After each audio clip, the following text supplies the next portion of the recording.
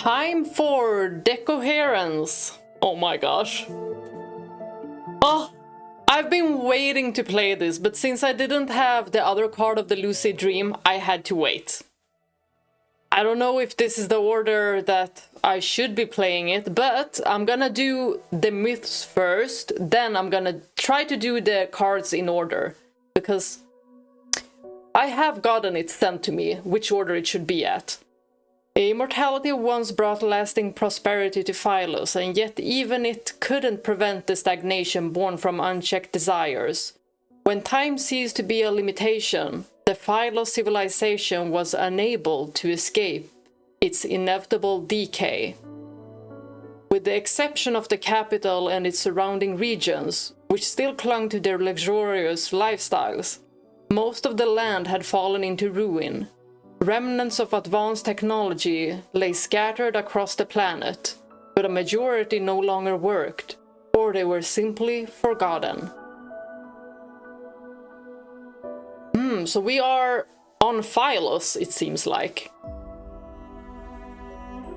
Philosians longed for their former glory, but they had to accept the bitter reality of societal and technological decline.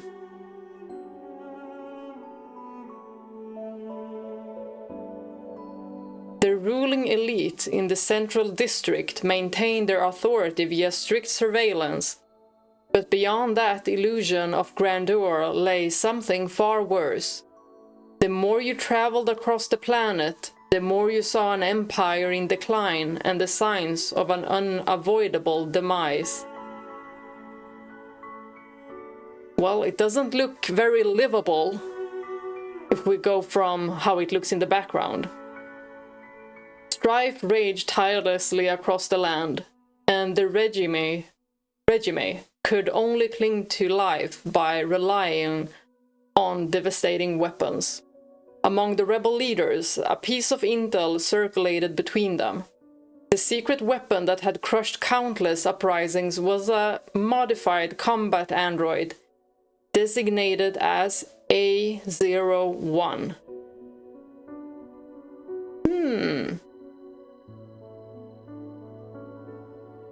From the fall of Philosian civilization, preface. This is gonna be very interesting. We have lost control of X-02, requesting emergency response protocols to be activated immediately. There you are. Is it young Caleb? Can you hear me? I'll wake you up. We're going to get out of here. Already?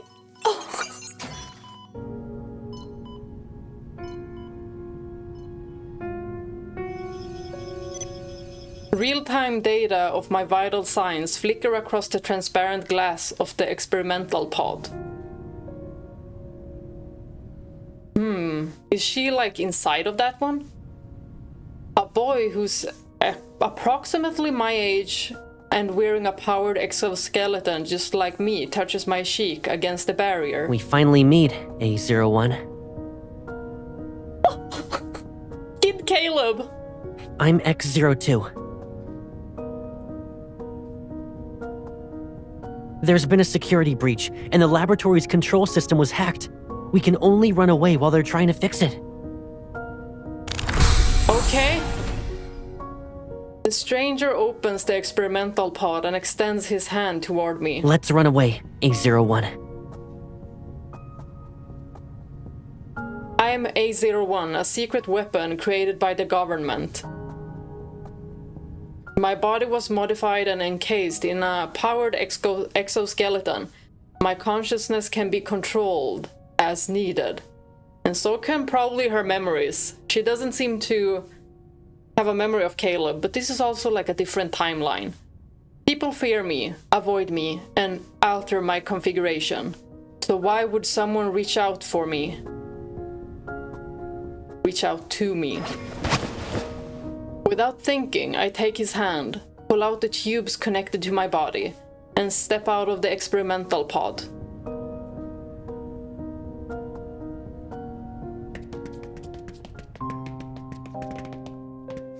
boy leads me through labyrinth corridors, and we dodge patrol robots at every turn. We break through several disabled barriers. I leave the lab fully conscious for the first time. Fully conscious for the first time. Othan laboratory is entirely underground. The boy leads me through a hidden passageway and remains silent. Maybe it's to avoid being detected. Only the sound of our footsteps fills the dark, empty tunnel. Is this the first time they've escaped, or is it that she doesn't remember it? If they can control her and configure her, probably her memories as well. At the end of the passageway lies a vast expanse of wild grass. The sky floats between night and day. In the gloomy darkness, the wasteland stretches endlessly before us. There's no telling how long it will take to traverse. Wow, this is pretty. I'm sorry. I didn't expect the tunnel to lead us here. At least we're out. The temperature outside is significantly warmer than the labs. My body registers the heat. Is it too hot for you? It's currently summer. The laboratory always felt the same, but it's different outside. The sweltering heat, the sweat, and the thriving trees. This is the summer I know. The long grass grazes my calves as the warm night breeze sweeps across the field. The vivid sensation is foreign to me. Oh, she doesn't even remember this, so... Or is this like the first time? We keep moving, despite knowing we could be caught at any moment. I feel strangely at ease. What if this is the first time she's out? Everything outside the laboratory is new. I'll take you to any place you want to visit. But this doesn't look so I guess desolate. you've only ever been sent to battlefields. You must hate areas like that. Oh, so she has been outside. Walking beside me, the boy seems lost in thought. I've been sent to one of those battlefields too. It was a desert, and the war lasted a month. Some soldiers would search for fresh fruit during their breaks. Apples? There's this fruit that comes from a tree called Silver Glow, and it glows with a silvery white light. Even its seed shines. Apples. His fingers, encased in his powered exoskeleton, gently rests on my palm while he speaks. The cold black metal traces my palm and leaves behind a seed that emanates a soft, silvery white glow. I kept one as a keepsake. I pick up the tiny seed and observe its soft light flicker through its patterns. Taste? Surprised, he lowers his head to look at me. Is he surprised that she talked? Do you want to know how it tastes? Yeah!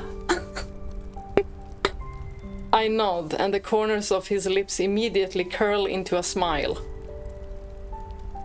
If you want to try it, we'll find those silver glow fruits. Now you have a place you want to visit. Yeah! This is so adorable. I pause and turn to look at him, but his holographic visor hides his expression. Visor, maybe. Why do you want me to have a place I want to visit?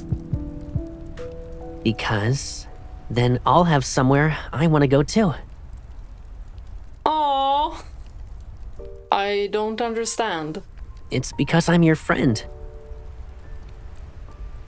Oh, she doesn't remember. His voice is clear and certain. My job is to take you to the places you want to visit. He's sweet in every timeline. Oh my goodness. Oh. as if reflecting the brightness in his voice. A golden ray of sunlight ignites the pale-colored horizon. Wow, this is dreamy. A tender golden red glow spreads from the edge of the sky. It becomes more vibrant with each passing moment. This is so beautiful. Sunlight pierces the morning mist and illuminates the dewdrops on the grass. A dawn unlike what I've seen before arrives. Hopefully this has a good ending. I can't help but stop and look up at the sky. But considering the trailer, angsty probably. Summer. Daybreak. Is this the first time you've seen it? I don't remember. They are wiping. Yeah. They erase my memories once I return to the lab. So she's only out on the battlefields. My gaze returns to his face. Once we're out of this wasteland, it'll be more difficult for them to find us. And the system can only erase memories it knows about. What we see now is ours alone. A secret between us. Aha! I like that. After thinking for a moment, I point at him. Calming, encouraging, bright. Caleb. She just called him Caleb, you guys. Is it because it wasn't erased? Those are definitely Caleb's attributes. Secret. Now we have a secret. He seems to immediately understand what I'm saying. Is that a code? It sounds like a name. Oh. X02, Caleb. Oh. So she's always had this name for him. Maybe it's always been a word, a name that she's had in her mind, but never really said to X02. Just as how Caleb blocked off his memories. He leans down and gently pats my head with his armored hand. My name? Caleb. His voice is lively and gentle. Of course. I won't let you forget. From now on, we can experience this together every year. And Caleb will be someone you see every day. Aww. He extends his pinky finger toward me. Perplexed, I look at him. Hold out your finger. This is so cute. Like this. They're gonna do the promise. I hesitate for a moment, then I raise my right hand and extend my pinky. Our armored pinky fingers hook together. Oh, I love the sound. Now we've made a promise. We'll stay together every day and never be apart. Test subjects have been located. Activating capture protocols. Use any means necessary. Why are they shooting at us? Our promise barely began before it was broken in the cruelest way possible. Let them be happy for goodness sake. Oh my gosh. I can hardly recall how I was captured. So she was captured. My mind is a blur of laser fire and soldiers collapsing under my floating blade. The place where I had first tasted freedom turned into that familiar battlefield in an instant. The boy protects me from a lethal laser blast. He falls in front of me. No, he got hurt! Get out of here! Run! stab my floating blades into the soldiers and ignore the wounds I continue to get. He's protecting him. My vision blurs. Through the haze, I see his body dragged away by robots. Y'all, this started off really interesting. Caleb. A dull thud resounds as a laser pierces my powered exoskeleton. I fall onto the blood-soaked grass, and the sky turns into a blinding blood red. He seems to be really hurt because it's shining, it's pulsating in red. Amid the sea of blood, a faint silver light flickers before my eyes. Oh, is it a seed? The silver glow seed? Or what was its name? The silver glow fruit. I believe she got it now. I don't know when the glimmering seed fell, but it now rests beside my right hand. Grab it! I feel like it could be of importance. With the last of my strength, I struggle to wrap my fingers around it. This is the last image I remember before losing consciousness. Two test subjects have been apprehended, commencing full examination followed by solitary confinement.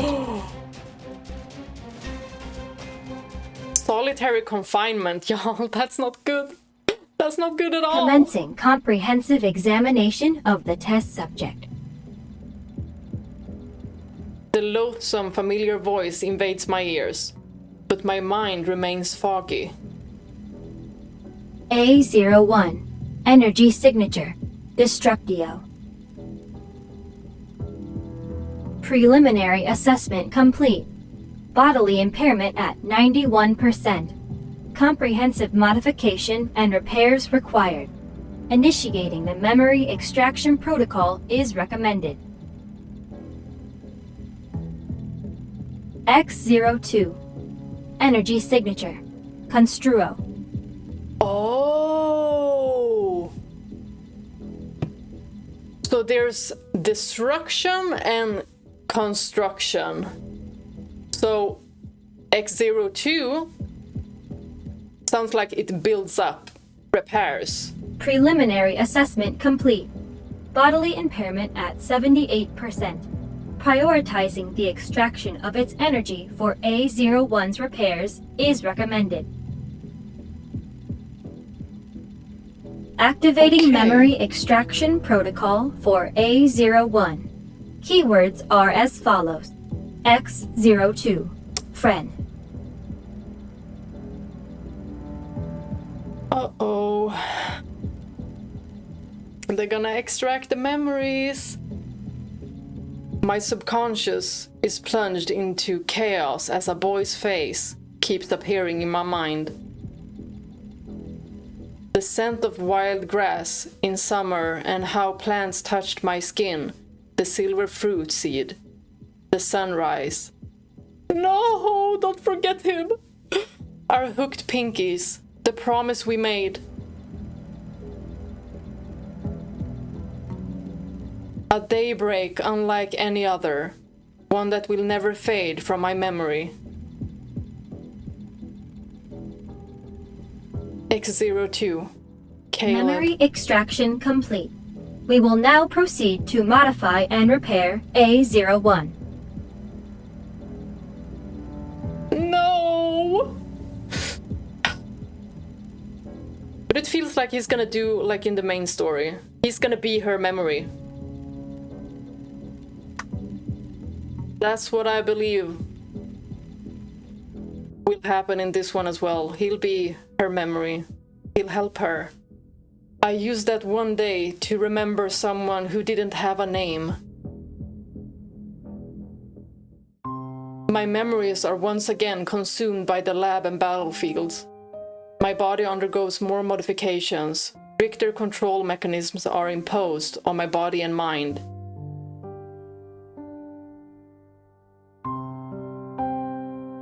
This is so angsty. I'm sent out to fight. I kill, get wounded, black out, and wake up fully repaired. Then I'm sent out to fight. I kill, get wounded, black out, and wake up fully repaired. I'm sent out to fight. I kill, get wounded. I never get another chance to escape from the lab. But deep within my consciousness, I repeat that one name over and over again.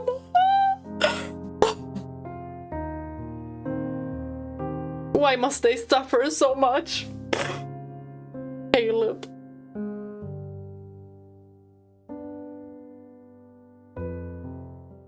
Yeah, someone said lore and depression instead of love and deep space. I understand it fully. AX42B. Philos calendar year, we don't know. Othan, okay.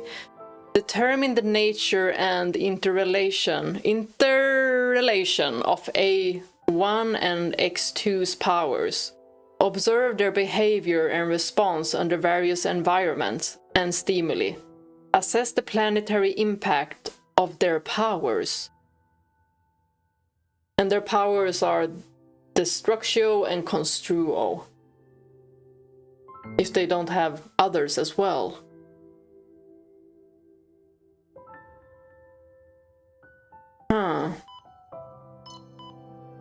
So they're keeping an eye on them. 10 years later. As usual, I'm confined to the experimental pod. My mind is hazy, but I can still see and hear. I just returned from the battlefield. Fragments of violent images still flash between my thoughts. What are we fighting? I try to find my one solace amid my chaotic memories. Is it toward other, like, robots? Whenever I think of the name Caleb, I get a moment's respite in this endless loop. However, the memories tied to that name are shrouded in fog. She only remembers the name. Oh my goodness! The silence in the laboratory is shattered. Violent tremors bring the seemingly sturdy walls crashing down. The transparent wall of my chamber breaks. In the dust, countless fragments reflect a single figure. Caleb?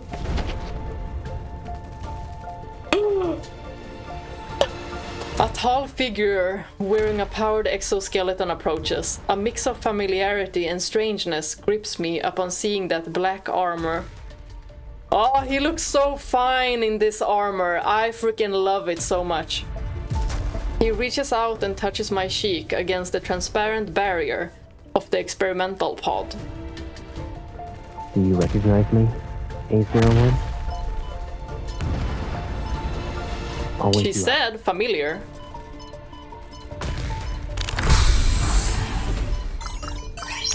I feel his fingers touch the crystal switch at my throat. He taps a few times on the holographic panel that appears. It's as if a fog is lifted. My senses return to my body. My lips tremble as I look at the man before me. I search through my memories, but only one name surfaces. Caleb? That's all she knows. Y'all, look at this outfit. That's me. He looks The rebels have attacked the gorgeous. Central District. They're looking for you, A01. The lab's systems have been destroyed. We can use this chance to escape. We? I don't know who you are. I only know your name. It's Caleb. I'm Caleb, your friend. Soon to be boyfriend. A friend? Oh, he's sad that she doesn't remember. But he'll keep trying. That's how Caleb is. He would never abandon her, ever. But even though they're robots... All you need to know is that this isn't our first time escaping. They do have feelings.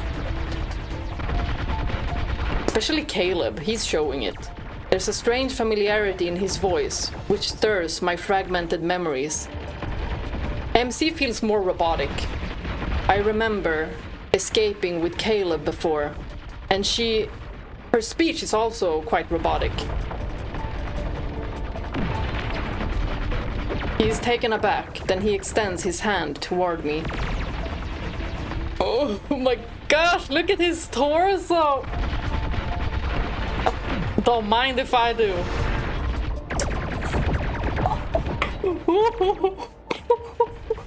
The way my knees would just buckle. I'd be like, you'll have to carry me.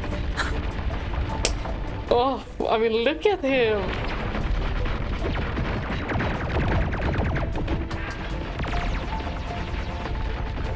Perfectly carved statue of a man.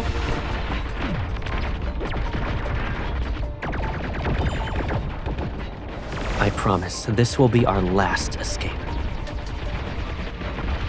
And he's gonna keep that promise. The test subject has escaped. Requesting interception immediately. Yeah, this already has me worried. The laboratory collapses under heavy bombardment, but the robots continue their relentless pursuit. We end up fighting our way out. Caleb leads me to a hidden underground warehouse, where to my surprise, an aircraft awaits. Is this like the future? He skillfully pilots it and takes us into the clouds despite the intensifying gunfire.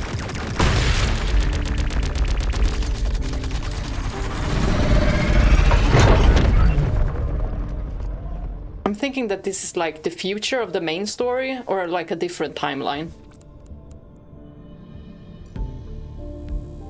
The aircraft slices through the sky and the massive laboratory is already out of sight. Wow. Does this mean we've escaped? Not yet. Warning. Multiple aircraft detected. Estimated hostile forces exceed 200 units. Immediate action required. Are y'all gonna be okay? Looks like the government is more interested in capturing you than fighting the rebels. The government and the rebels. They want me as a weapon. They won't last long without you. Then let them burn! But the rebels won't let you go either. Oh, what? Because both of them want them as weapons? Are you scared? This is our At last least escape. her. We either succeed or die. Being captured isn't an option. Agreed. Agreed. Outside the windshield are swarms of aircraft piercing the thick clouds.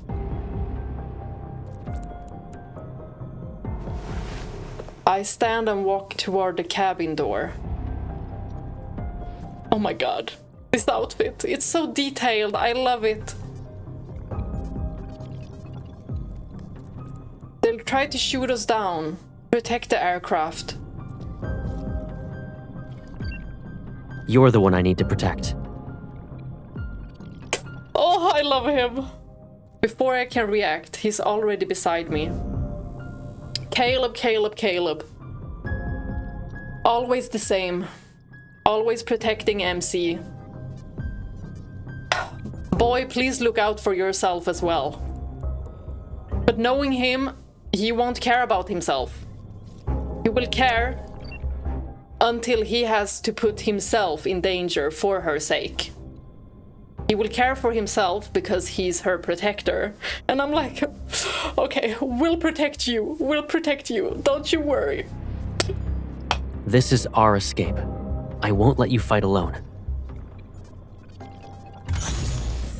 Caleb opens the cabin door. A dark, gloomy force spreads from his palms and suspends our aircraft in midair. That is so OP. I love his evil so much. You're evil. I'll help you.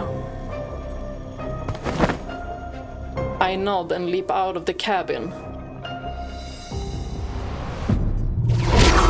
Held aloft by an invisible force, I summon my floating blades.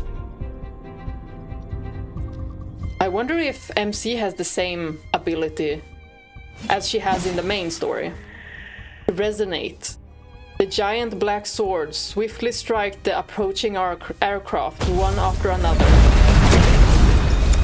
Thick smoke engulfs our vision as enemy aircraft burn and explode. Caleb and explosions.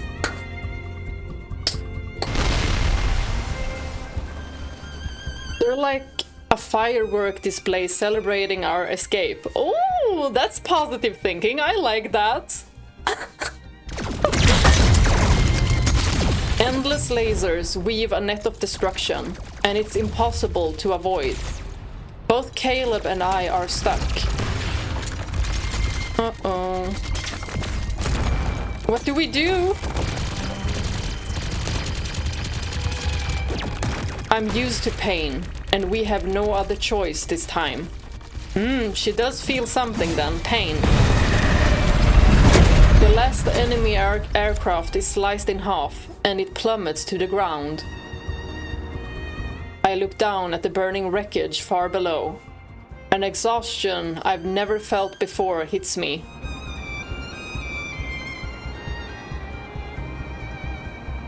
The injury-induced dizziness returns. I fall backward, yet I don't plummet from the sky.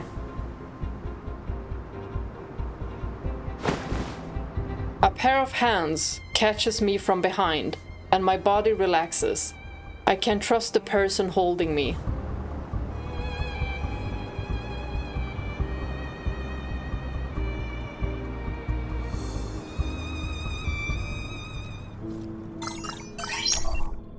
Emergency protocol has been deactivated. Switching to autopilot mode.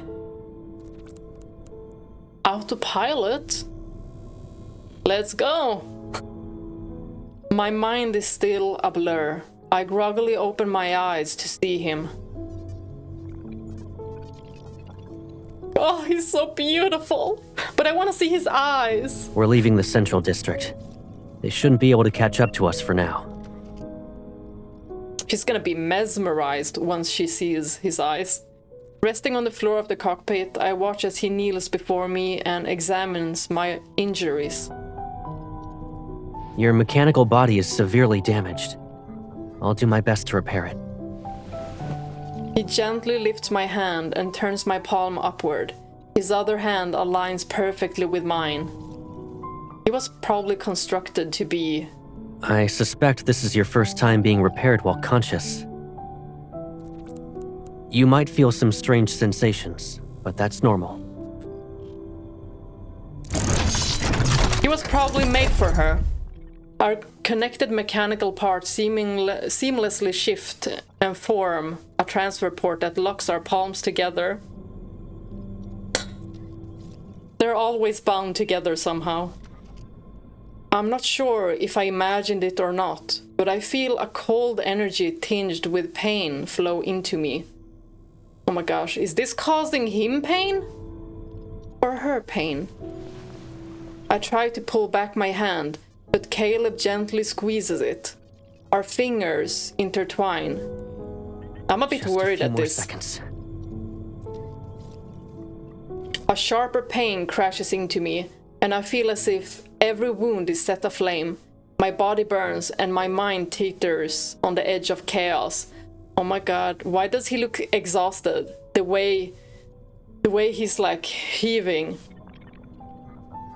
It hurts, Caleb. It hurts so much. I don't know if it's him that's hurting or her. He stiffens for a moment, then he carefully moves his other arm to pat my trembling back.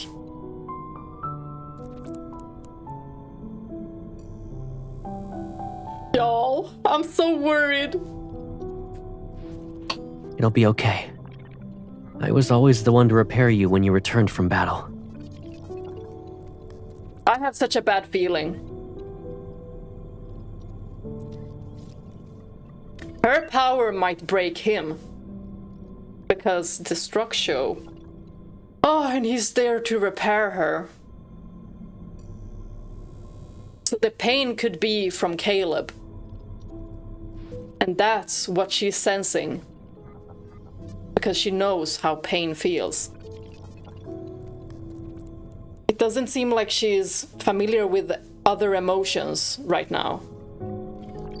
Because having her memories wiped would also wipe off her feelings. Y'all, I'm so worried. So worried. I instinctively hug him with my free arm. I rest my head on his shoulder, as if this gesture could somehow ease the pain.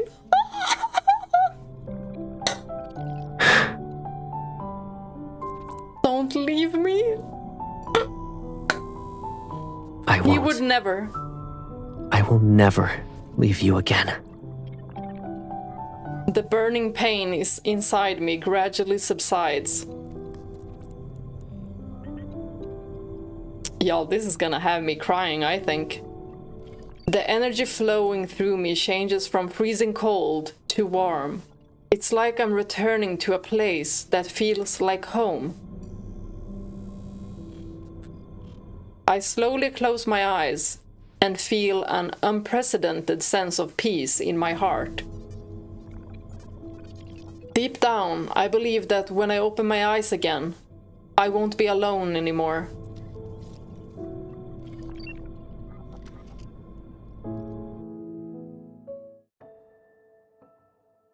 Caleb gently places the girl in the co-pilot's seat as a desolate landscape appears outside the porthole. Is that where we're going? Even though the aircraft has left the central district, he doesn't feel relieved. His energy is fading.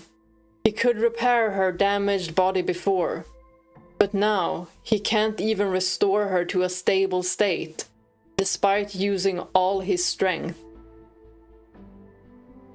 Oh my gosh!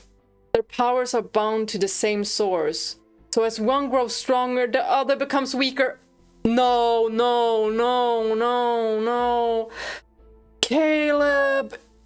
Oh, something bad would happen to Caleb. No, no, no, no, no. His decline can only mean one thing. The destructio energy is getting stronger, coinciding with the escalating strife that continues to engulf this planet.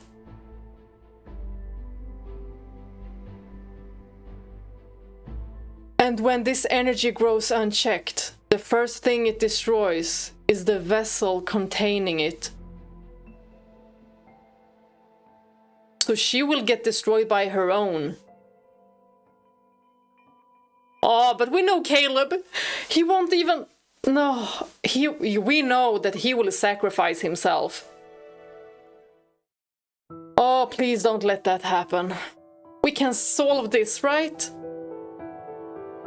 Use visual and auditory stimuli to make A1 intermittently aware of X2's existence and observe her reactions. Analyze A1's emotional state and energy fluctuations to assess the fundamental attraction between the two. Evaluate the stability of A1's autonomous consciousness and behavioral patterns after becoming aware of X2.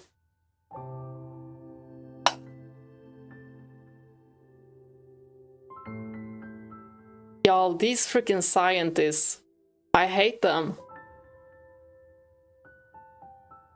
These two are just experiments for them. Y'all, I'm gonna cry my eyes out. If one of them dies, or both. Oh, no, no. Oh, I don't know how long I've slept, When I open my eyes, I find myself in a small rocky cave. A small campfire burns at the cave's entrance. A familiar figure is looking into the dancing flames. I slowly step outside to see a vast desert. Caleb hears me and quickly turns around.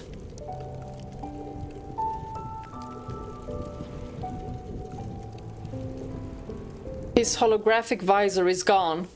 I can't help but stare at him. Girl, me too! Oh! What's wrong?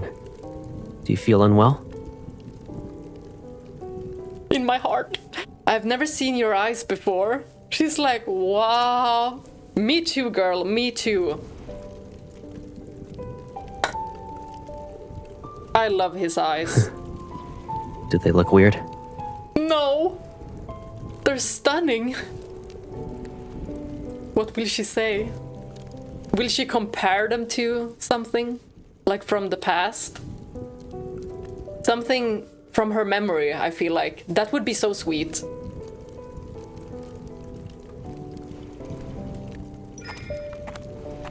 I walk up to him, cup his face and look into his eyes. I don't blink. Oh, she's mesmerized. Girl, same. Same, same, same.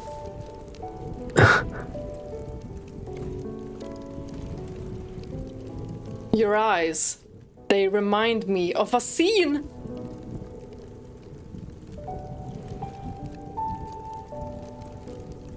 Was it that scene that was erased when they tried to run away? What kind?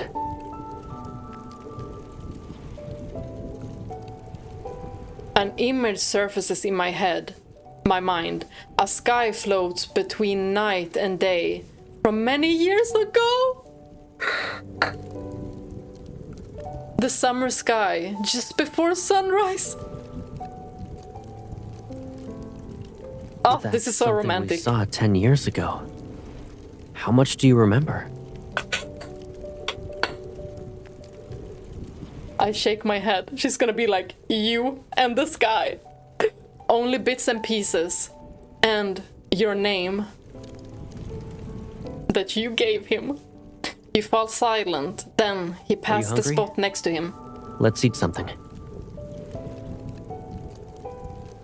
He gives me a fruit. It's red. Its red spines were burned off. It's not a nutrient nugget. His expression becomes one of utter disgust. We're no longer in the lab, so we're never eating those things again. These are red thorn grass fruits. They're rich in protein and nutrients. I take the warm fruit and bite into it. Slightly charred and crispy. It's salty. I love salt. He closely watches my reaction. Do you like it? It's not bad. Here, try this. He speaks in a more cheerful tone as he gives me a berry with blue and white stripes. Blue and white stripes. It's a blue stripe berry. Perfect for quenching your thirst. Something new then. I pop it into my mouth. Cool, sweet juice encases my tongue. Y'all, this is so cute. For a long time, my taste buds only knew the artificial flavors of nutrient nuggets. But thanks to this single berry, the world beyond the lab has revealed itself to me.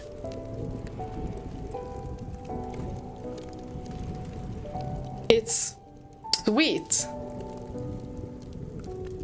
So this is what sweetness tastes like. You'd like it, right? I'll remember that for later.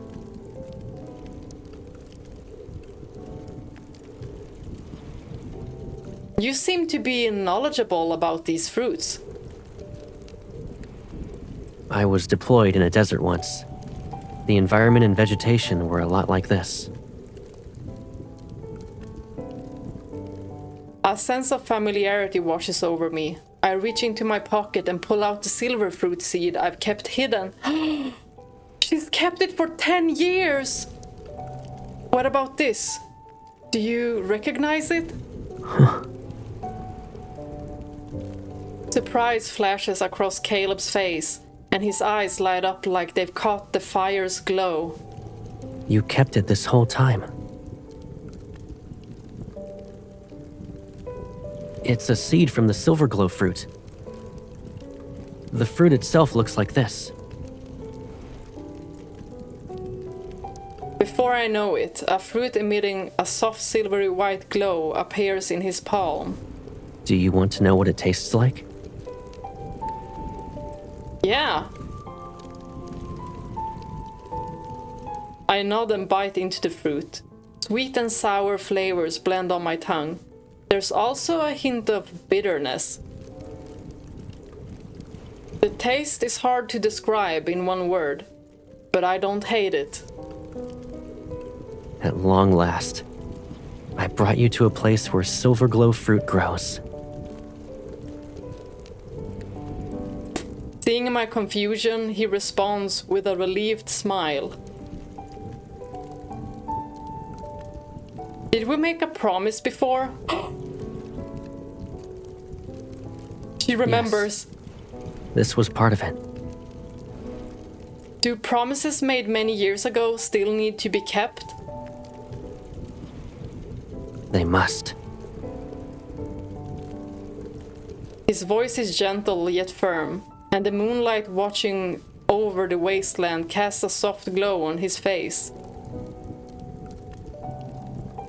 An emotion wells up inside me. I want to remember the promise we once made. Oh, this is so sweet! After we finish the fresh fruit, Caleb puts out the fire and moves the spare sleep pod from the aircraft to the cave.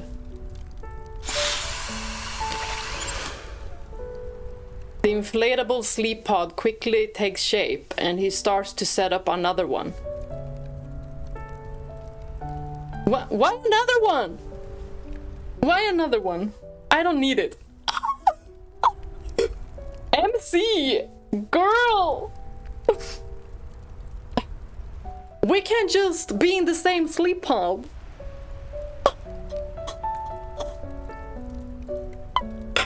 This sleep pod will help your body and mind rest properly. It'll rest properly with you too. It's too cramped. I don't like it.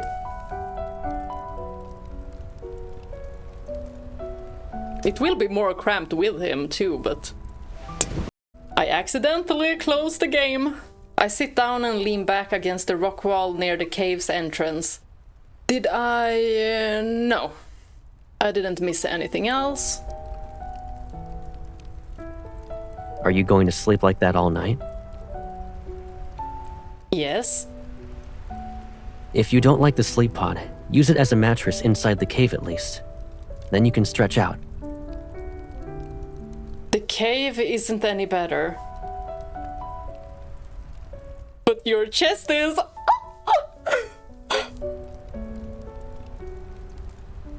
Caleb looks at the dark, cramped cave and seemingly comes to a realization. He moves closer to the entrance and sits down next to me.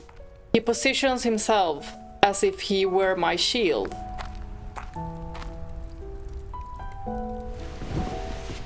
Right.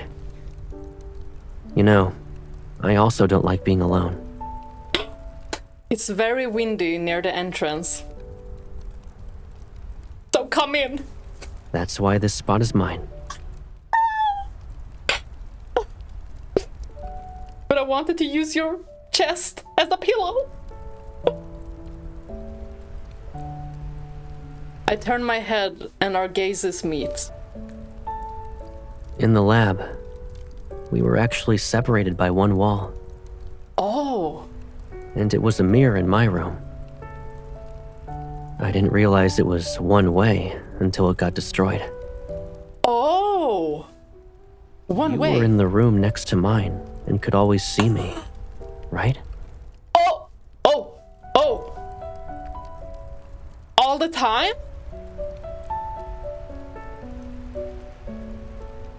I nod as I recall that transparent wall. I was like a stage. It was like a stage built for an audience of one. Me. The sole actor on that stage was a prisoner, the boy in the other room. Confined to the experimental pod and unable to make a sound, I was forced to watch his loneliness and pain play out. That's so sad! It felt like an experiment. You two are experiments, oh my gosh! Were you able to hear me?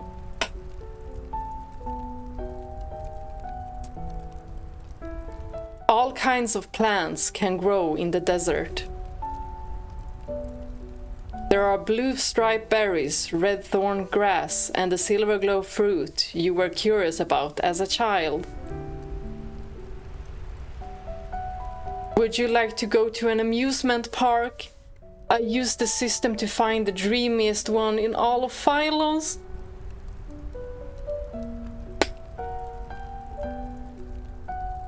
He was speaking to her even though he was alone, and she could hear this. This amusement park floats in the sky. Even the clouds are pink and purple. But he didn't know that she could hear him and could see him. Until they broke out. I want to take you there. It's like a paradise. You'll like it.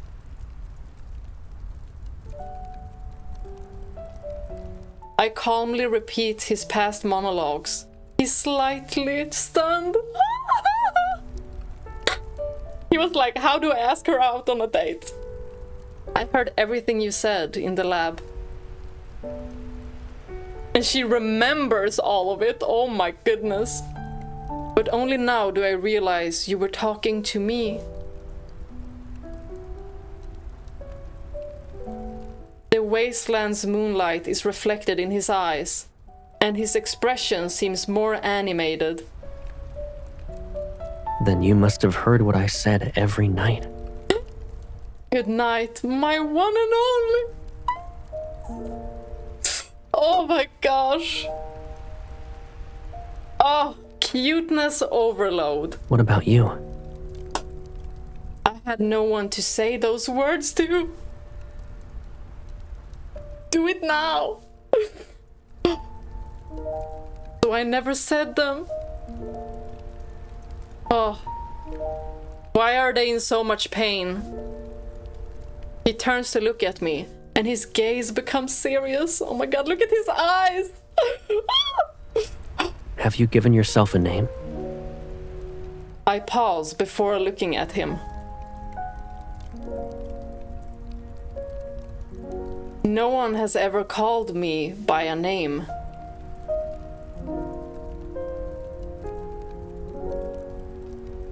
Well, now you have someone who will.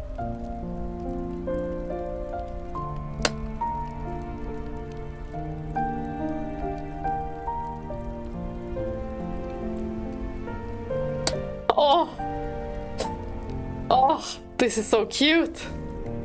He lowers his gaze and carefully repeats the name several times. When he looks up again, his features soften.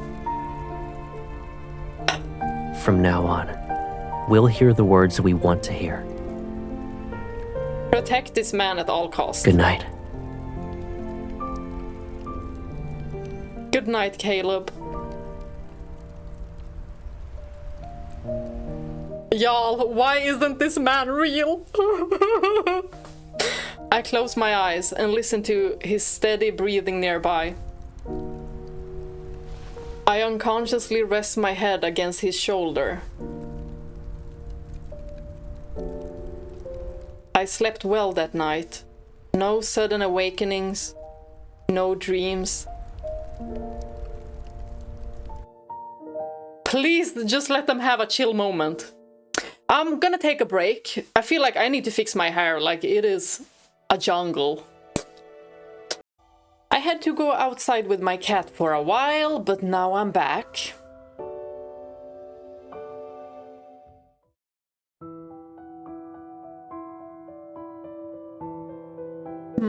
Create a stimulation of the planetary threats that could arise from the energy fusion between A1 and X2. Research and design preventative measures to stop the energy fusion between A1 and X2. The preventative fusion seems to be that one of them destroys itself. Oh.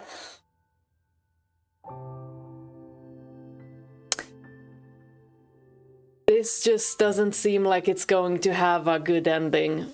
Oh my gosh, I'm not prepared, I'm not prepared. I am not prepared.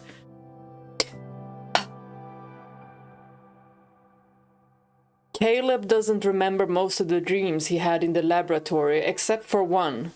It's a vivid dream that reoccurs frequently. Could it be past an endless tunnel of space and time at the far ends of the universe?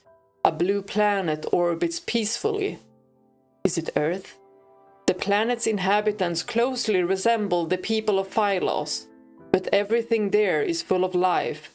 It's in stark contrast to the declining Phos. Oh, so he wants to make it there maybe.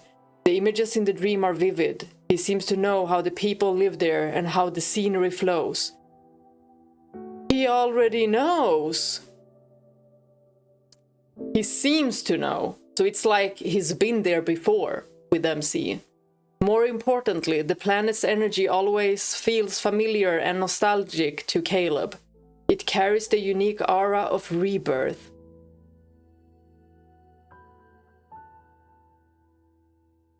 Perhaps it's not a dream, but a distant memory.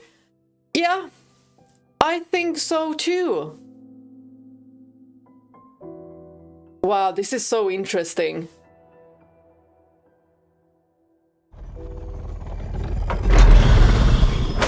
We fly our aircraft to get as far away from the central district as possible.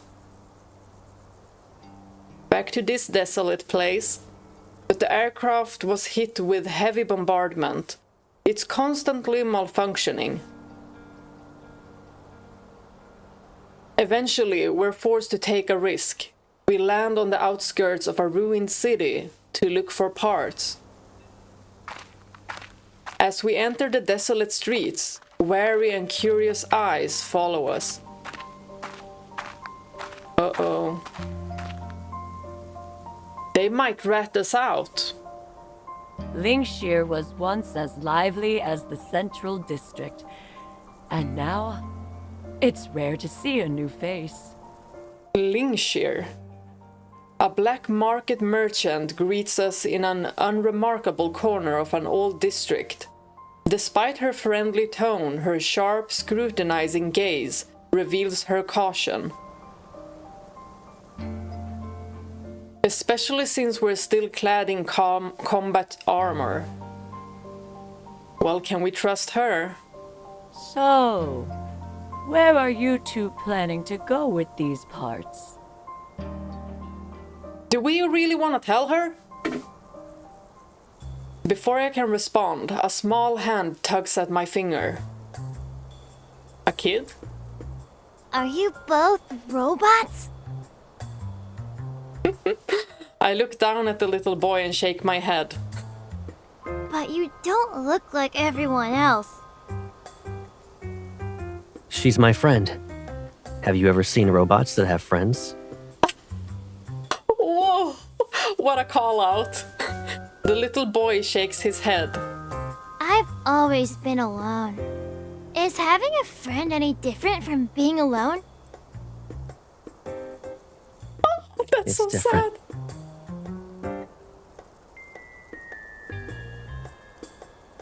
Caleb glances at me. Boy, I am doing the same. Having Look someone at you. always be there for you, it feels different. But my grandma is always there for me, too. Ah, Grandma. That rings a bell. Sorry about that. This is my grandson, Kolo. He hasn't seen many outsiders, so he's curious. You're from outside? Which outside? Space outside. I hesitate. I don't know the names of places on Phos aside from the Central District. It seems like all of the love edges interests of are from Deepspace. Phos. The edges of... What's that? It's the origin of all Philosians. Our ancestral homeland, basically. I probably look just as bewildered as the little boy right now. There aren't That's not many too deserts strange. between the cities there. People enjoy traveling to see all kinds of landscapes. His expression is honest, as if he experienced it firsthand. Did he get this from the cognitive domain system?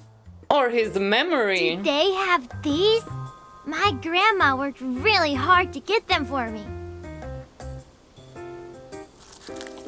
The boy pulls out several white paper ornaments from under the table. They're neatly folded. Paper ornaments like origami? Paper is rare on Phos, but on that planet, it's an everyday necessity. Almost every child there learns to fold simple objects. His understated tone makes my mind wander. Oh, she's in deep thought. What else? Tell me more. Caleb casts a side glance in my direction. Then he crouches down to be at eye level with the boy. I'll tell you in exchange for getting some unfolded paper. How does that sound? Ooh, Caleb gonna fold us something. Fold me. What? When we left Lingshir, we took the aircraft parts and the precious white paper I'm holding right now. Back inside the aircraft, Caleb gets straight to work without even resting for a bit. You can hear that he's working hard. Lying on his back under the control planet, he swaps out internal parts. A working man, I like that. Regulator. Here you go! I hand it to him, but my gaze keeps drifting to the nearby paper. Are you curious? Have you visited the edges of Deepspace? I'm not sure. I don't remember being there, but these images keep appearing in my mind. Like memories? They feel like memories from a long time ago. So this is the future. As he finishes the repairs and pushes himself up, I hold out my hand to him. Or just like recreated. Why is the arrow going down? I've got no issue with that.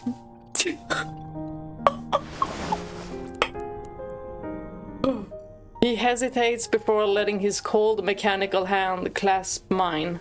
I pull him up. What the frick was I thinking?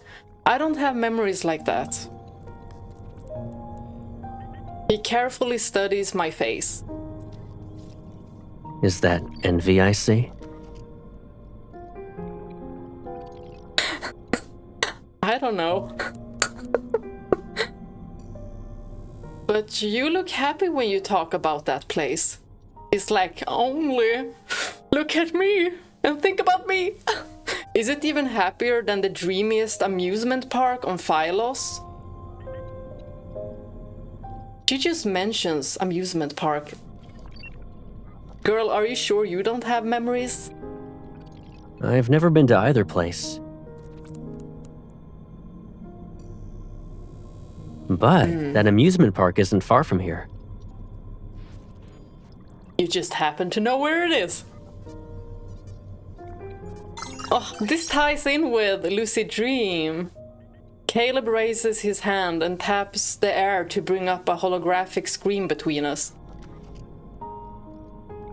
Maybe his birthday card will really be an amusement park. With his finger, he draws a simple sketch on the screen. There's a hover train that weaves through the amusement park. It'll pass by the Ferris wheel, the roller coaster. And the merry-go-round. Oh, you just happen to know that. She has some kind of You remembered that. distant memory. If he didn't mention it, but I forgot. Oh, he seemed stunned. I remember everything you've said, including the amusement park's coordinates that you kept repeating. Ah, that's why. I write out the numbers I heard Caleb say many times on the holographic screen.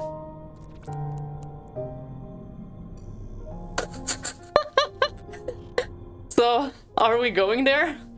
My hand stops exactly where his fingers rest on the other side. Do you really want to go there? Yes. What if it brings us some distant memories? You said it's a place that makes people happy. I don't know what happiness is. Yes, you do when you're with Caleb. But she doesn't know yet. She's probably gonna be like, oh, what is this feeling?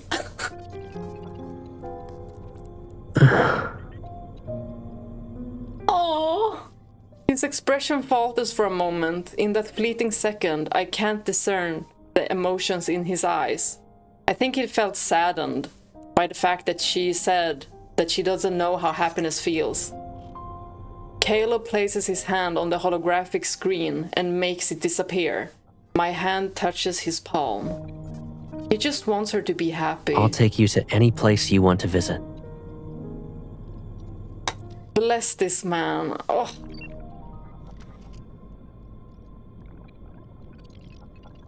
A national treasure, that's what he is.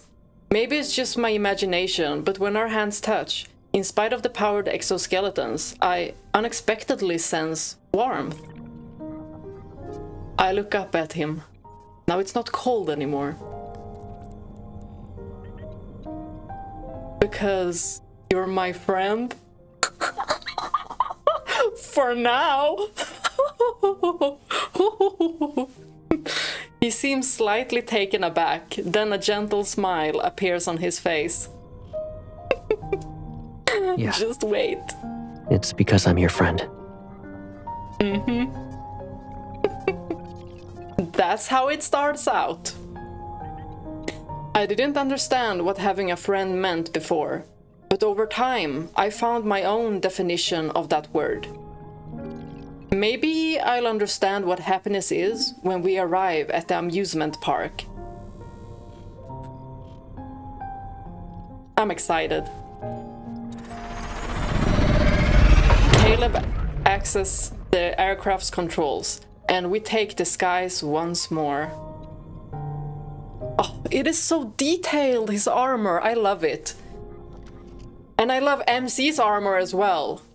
We're no longer running away. We now have a destination.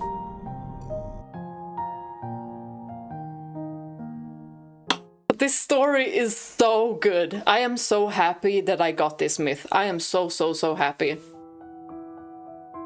Uh-oh, the music. Reconstruct the energy transmission network within A1 to enhance the test subject's absorption and release capabilities. Reinforce A1's powered exoskeleton and insert environmental adaptation modules to improve the subject's adaptability and stability in various environments.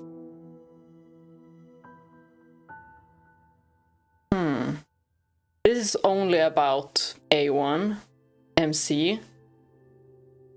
Subject's absorption and release capabilities. Environmental adaptation modules to improve the subject's adaptability and stability.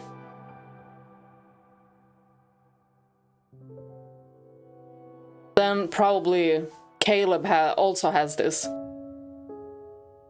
Caleb often woke up in the middle of the night when he was still in the laboratory, and there would be a severe ache in his chest. Oh, he misses her. At first, he thought he was sick, but he soon realized the pain had nothing to do with his physical health. It was emotional. It felt like someone deeply connected to him was suffering, and he felt her pain through an invisible bond. Yeah, I just had a stab in my heart. I feel so much for this guy. Caleb knew she endured the wounds, the mental erosion, and the torturous modifications. She had to bear this inhuman pain because of the destructio energy she was born with. Oh my gosh, I have such a bad feeling. He wished he bore all that pain in her stead. And that's what I think he's gonna do. He's gonna switch out her destructio energy with his. But that will mean he will... This thought became a thorn in his heart that grew only inward. Let's think positive thoughts. Oh my gosh. Approaching designated coordinates. Entering landing mode. Please ensure your safety.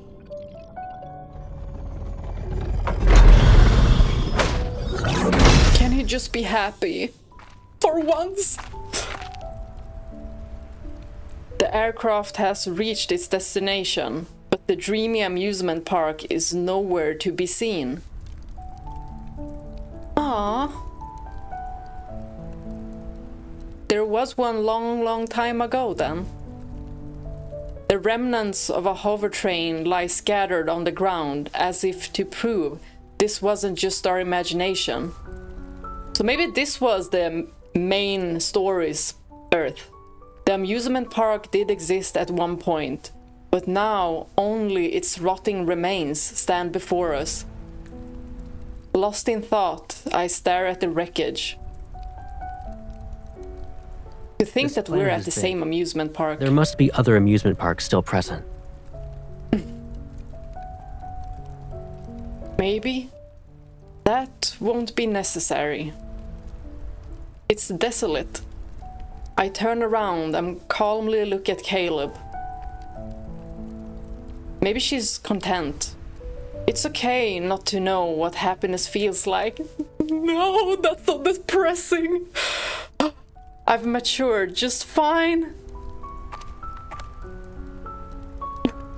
I start walking toward the aircraft, but he grabs my wrist. Let me show you a magic trick.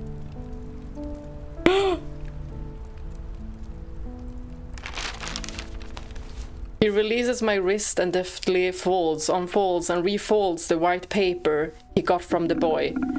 It's either a plane or a paper crane. Because of that memory I'm thinking about in the lucid dream. That's where I'm thinking paper crane. Or it could be a plane. An aircraft. Before long, he places a delicate white paper crane in my hand. I love that the cards... Oops. I love that the cards are connected. Although I'm confused, I play along. He's gonna use his evol. The small paper crane glides from my fingertips. It flies into the distance, and my gaze follows it across the desolate ruins. This is adorable. It circles back toward me, but just as I reach out to catch it, it levitates before my eyes.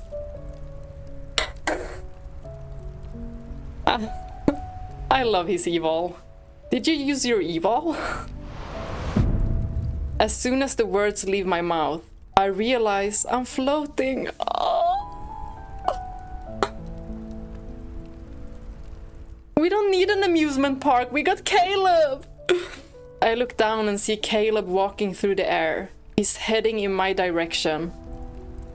The hover train is gone, but there's always another way to reach the sky. It's like in the main story when he mentioned that when she was little, she wanted to go up into space.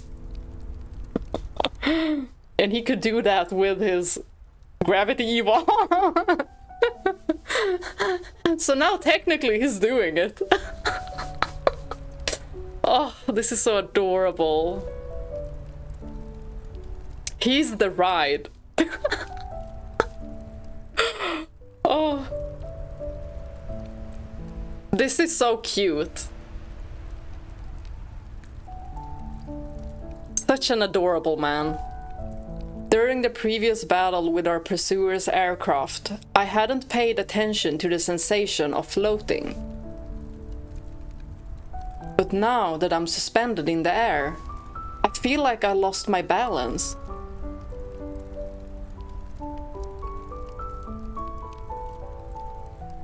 Oh, this is so cute!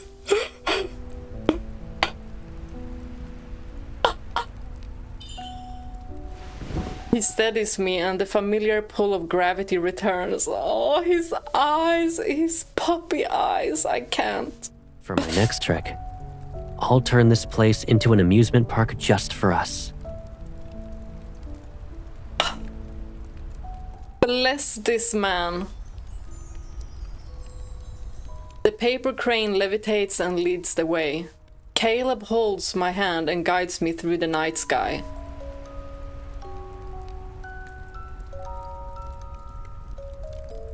From above, the amusement park no longer looks like a bunch of ruins.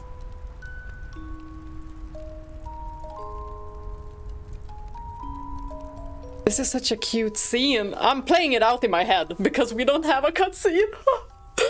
The Ferris wheel, roller coaster, and merry-go-round. They stand like frozen relics of a bygone era. To think that they might have stood here. It's the same amusement park, maybe. The wind and clouds are woven to form a vessel beneath us, and I turn to look at him. He's beside me. So romantic. Caleb? What is it? This feeling I've never felt before. Is it happiness? If you like this feeling, then yes, it's happiness. Oh my gosh. Y'all, I'm getting teary-eyed. Oh. I feel like this game is just gonna pull out such a sad ending. I don't want it. After thinking for a moment, I gently pull him closer. He leans down. I see my lips curve into a smile in his eyes. She smiled. I like this feeling. So, I'm happy right now. He must feel so happy hearing that. Caleb stares at me as if bewitched. It's like he's seeing something completely new. Yeah, you're probably smiling, that's why. But also, he can see her happiness. Did I say something wrong? Not at all. It's because... He gently touches the corner of my mouth with his index finger. Oh my gosh! Of course he noticed, of course. This is the first time I've seen you smile.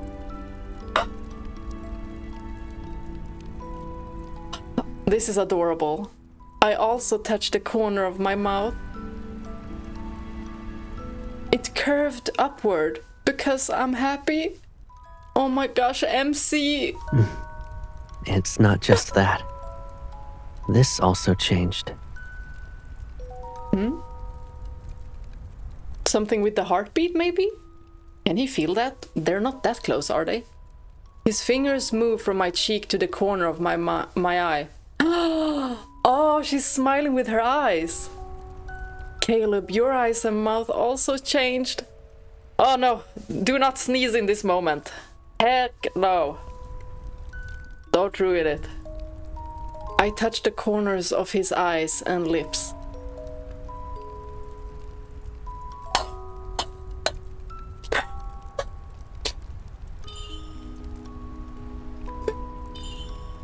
Yes. Now we can see our happiness reflected in each other's faces. But I still don't know what makes you happy.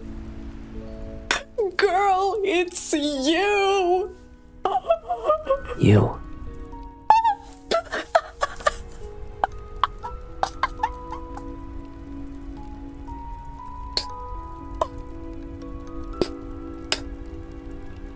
He softly says this single word. MC, how do you feel? Girls, how do we feel? Boys also. The evening breeze tussles his hair, and the distant stars are reflected in his gaze.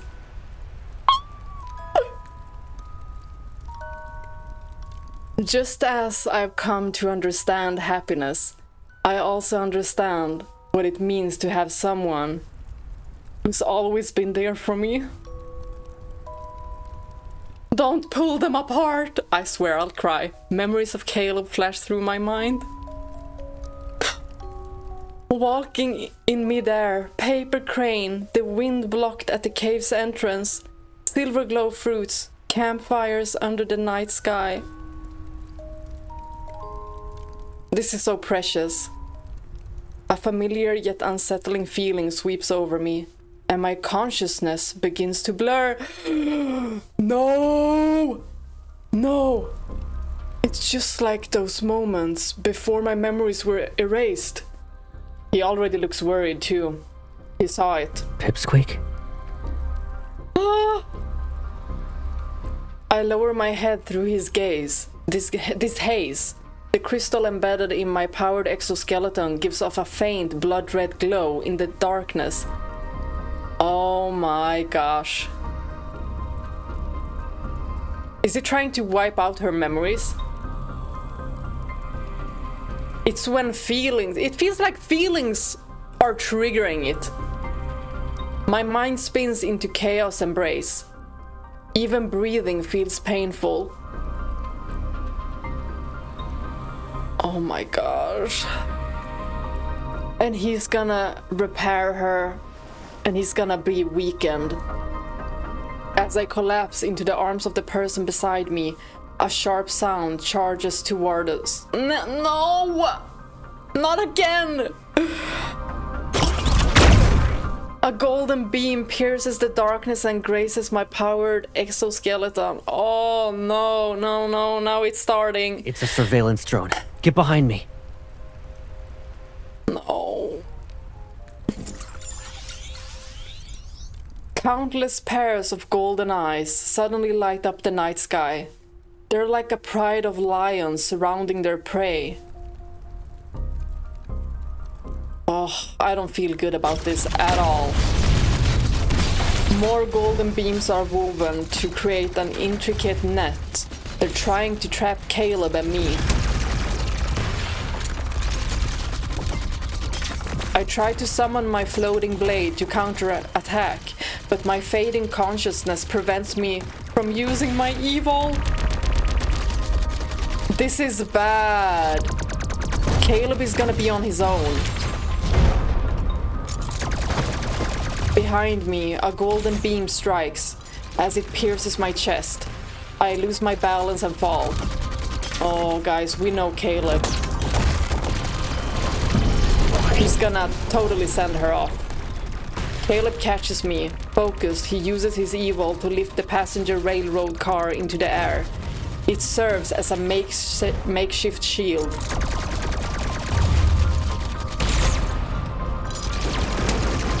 He carries me into the floating passenger railroad car, while lasers relentlessly attack its exterior. I can hear the muffled explosions. My senses are about to disappear. Even the pain in my chest feels like a distant, phantasmal sensation. Listen, I know your mind is in disarray. I'm not gonna leave! I'm fine. You need to go.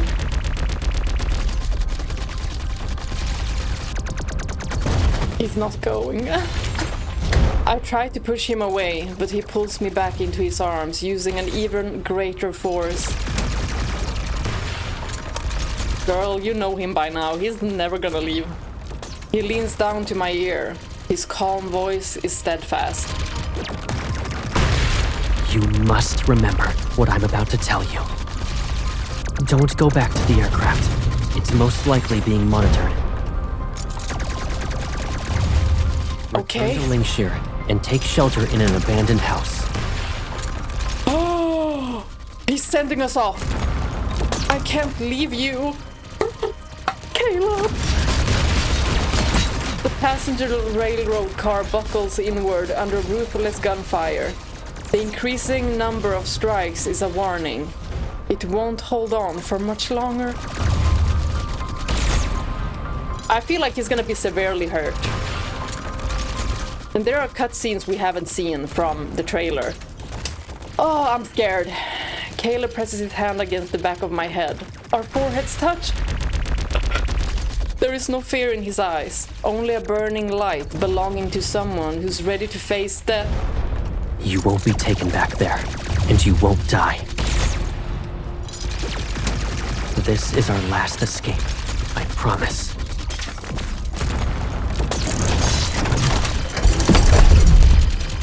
His other hand grasps mine, and the transfer ports in our palms connect. A flood of energy surges into me. It's not the cold, soothing kind I knew before. Now it's warm, right? Caleb, it hurts. Oh my god, no! The energy burns like a raging wildfire. It consumes every fiber of my being as if to hollow me out. But to replace it with his. This won't take long. Yo, he's ready to give up his own life for her. A shrill ringing noise echoes in my mind as unfamiliar energy takes over my body. It drains whatever remains of my energy. I struggle to break free, but his arms hold me tightly. Forgive me. This is the only way. I suddenly realize he's exchanging his energy with mine. Does that mean that the Destructio is coming to him, like they are replacing energies too? Oh, this is bad. Those freaking scientists knew exactly what they were doing. The pain they are putting the two of them through as well. This is just an experiment to them. They made each other triggers. No, Caleb, you can't bear it.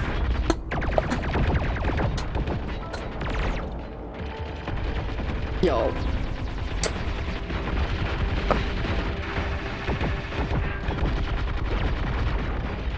But I'm willing to do it.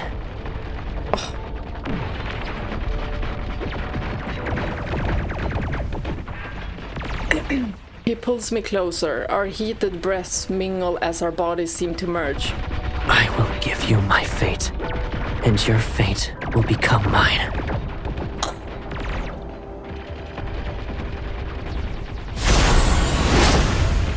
The energy courses through my very being to claim every part of me. In a matter of seconds, my body accepts this new presence, as if welcoming back something it had lost. A dull ache throbs in my heart as I desperately fight to stay conscious.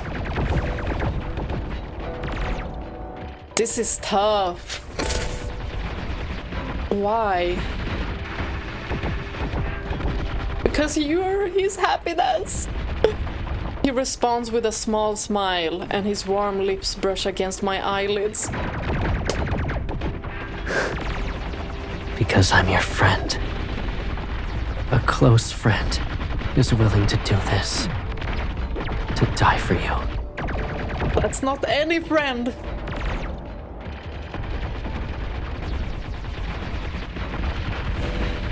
Damn it.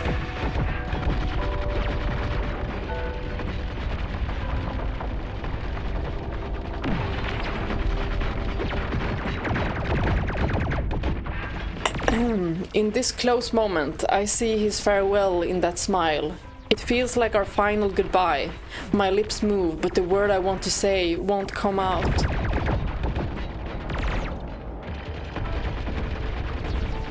She probably feels choked. Caleb. And the ringing. As my world slips into darkness, I see Caleb turn and walk out of the passenger railroad car. He levitates in the air as massive black swords materialize behind him. The floating blades forged from my energy now serve as his weapon.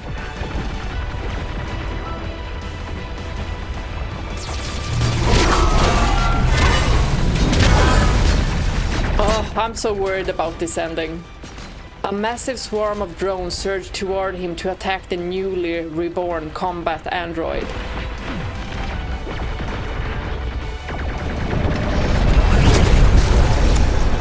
He raises both hands. Gravity is warped, and the black hole that manifests shreds the machines into pieces.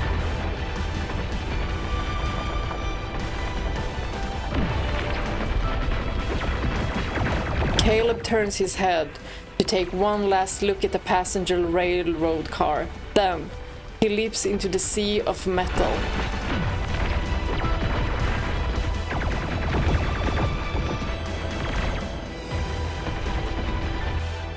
Can't he just be happy?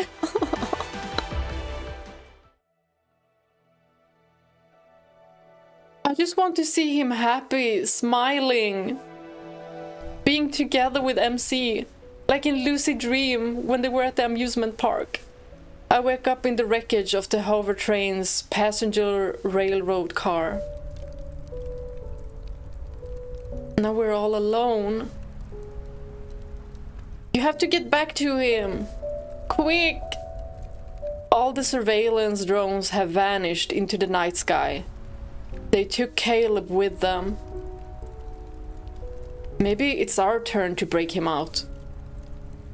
The sky floats between night and day as another summer sunrise looms. The amusement park has returned to being ruins. I'm alone once more. The space around me feels like a laboratory, boundless, yet still a prison. Caleb's energy is warm and calm, like lake water under the summer sun. It carries the essence of life and hope itself. He took on all the pain and darkness, so I'd only be left with this pure hope. That's such a Caleb thing to do. If I were to ask him why, he'd probably smile and give me that answer, yeah. He would never burden her with anything. It's because I'm your friend.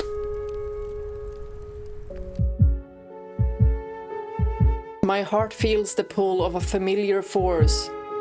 I know Caleb is alive. He's just outside my reach. I love how they're bonded.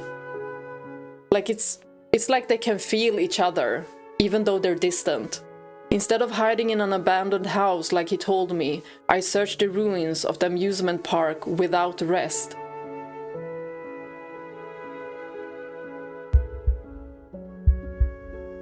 The pull my heart feels grows weaker. I don't know what's happening to Caleb. What if the connection breaks before I find him?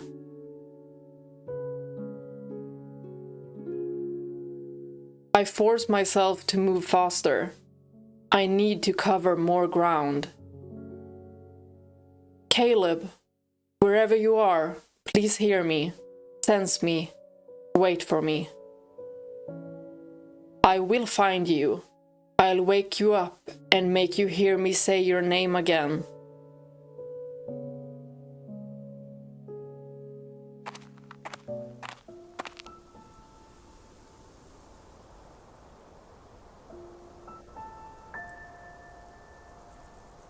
I lost count of how many days and nights I've traveled.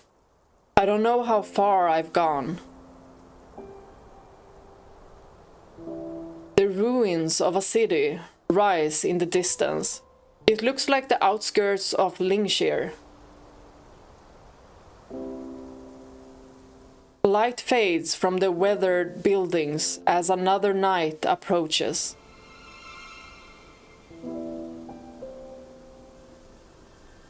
A feeling swells in my heart.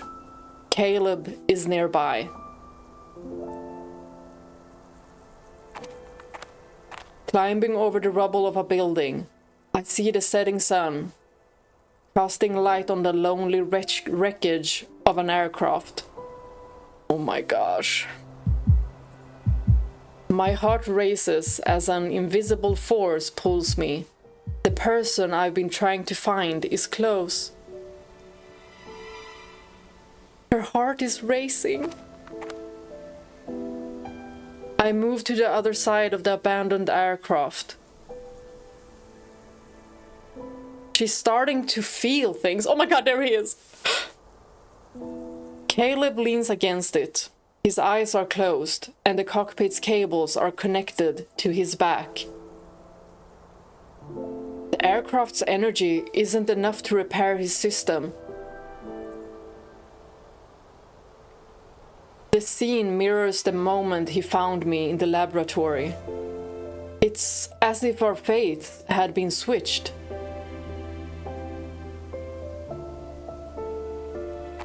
Very symbolic. Keeping my emotions in check, I approach him one step at a time. Oh, cutscene!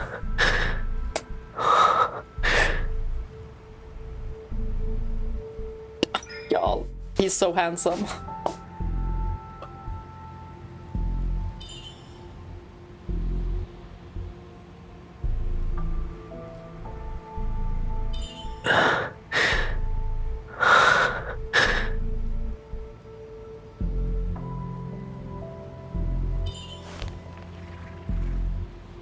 Huh.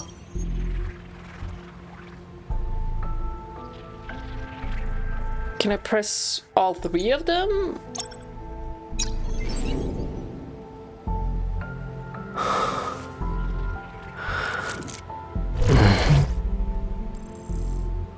Target acquired. A01. Activating elimination protocol. Uh-oh. Uh-oh.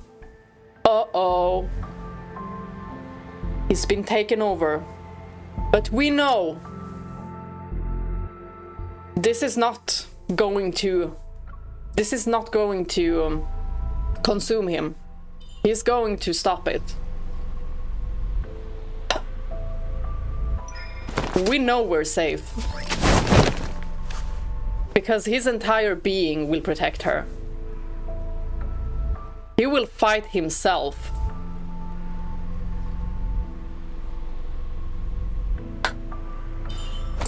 But this is so hot. Error detected. Execute A01. Execute. No. Command rejected. I love this. Oh. Caleb, you're the best.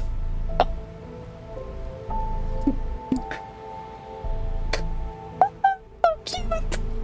Oh, this is adorable.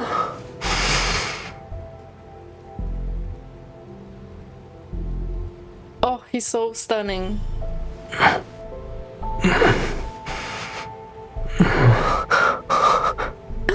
He feels Our guilty. It's okay, it wasn't you. It wasn't you. You fought it off. Pretty quickly, too. But the look in his eyes, that he somehow might have hurt her. Y'all, he's such a green flag.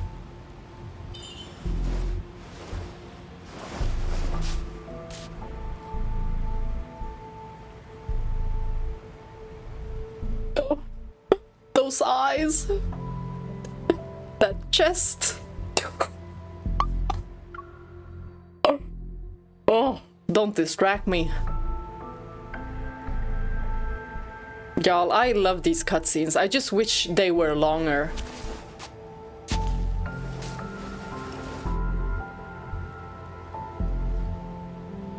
Right, he's still connected.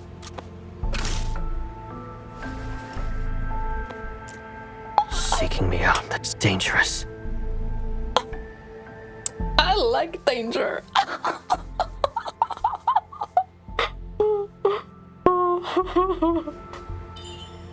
Oh, he's so handsome.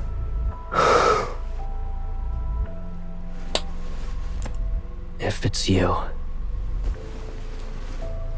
no matter what, please wake me up.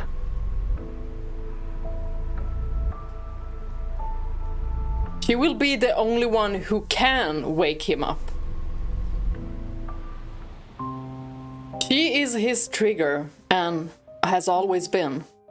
I support Caleb as we quietly head back to Lingshir in case the drones are still patrolling the city's outskirts. Please let them just be safe for a while. His system has sustained heavy damage. We need to quickly find a safe place for repairs. But we still have one cutscene left. The black market merchant who sold us aircraft part kindly let us use her old house for now. Although it's worn from age, the room is tidy. A vintage floor-to-ceiling window takes up an entire wall, so this space is flooded with light. Oh, I'm getting more and more nervous by the minute. Caleb, utterly exhausted, collapses onto the bed. Oh, my Pookie!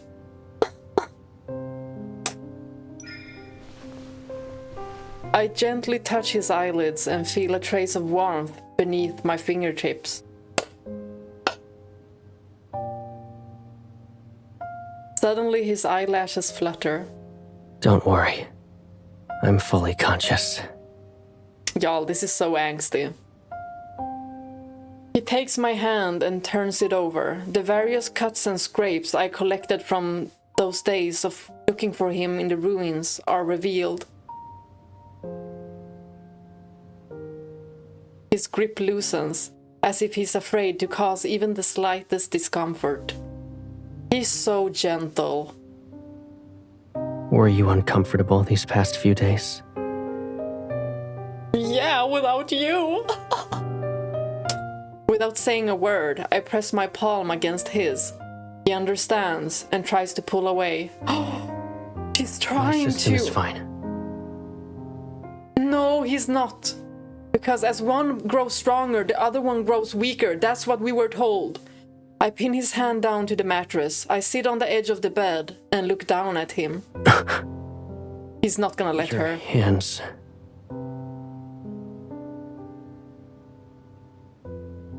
My pain receptors have been modified. But you're not like me. I force his palm to align perfectly with mine, and my powered exoskeleton shifts as our transfer ports connect. Energy flows into his body. His wounds seemingly burn as they heal.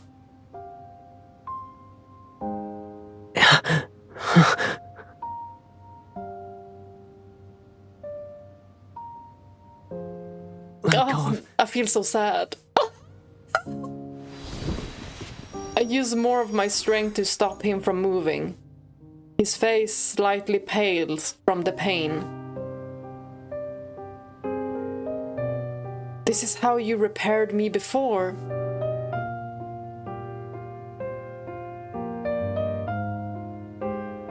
I'm just returning the favor. Don't waste your energy on me. He knows what will happen. So he stops her. The energy transfer suddenly stops. I stare at my palm, shocked beyond disbelief. Caleb's system isn't fully repaired, but my energy is already drained. Unease creeps into my mind.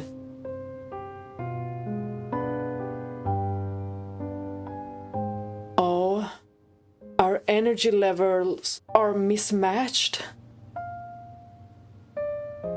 You knew? Of course. He never burdens her. He turns his head away to avoid my gaze. I'll recover. I just need more time.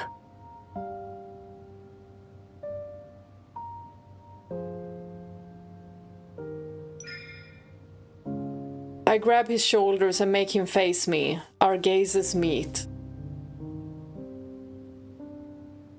He always suffers in silence. You lied to me. Yes, I did.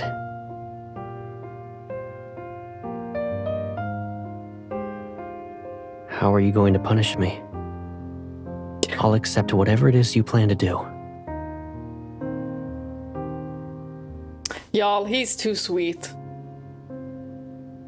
My fingers trail from his shoulders to his collarbone and move toward the center of his neck, where that diamond-shaped thing is.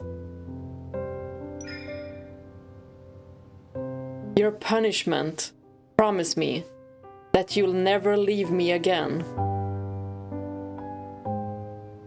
He sounds a lot like Caleb. Ever.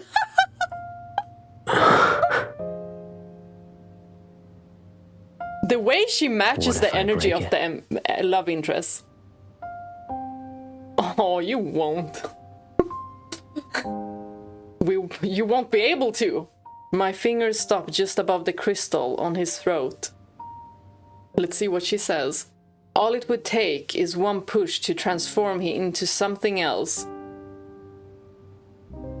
I know your weakness. Well, you are his weakness. If you break it, I'll make you my prisoner. Oh my gosh. Y'all. They're very similar. The way she matches energy with all the love interests. It's like different in everyone.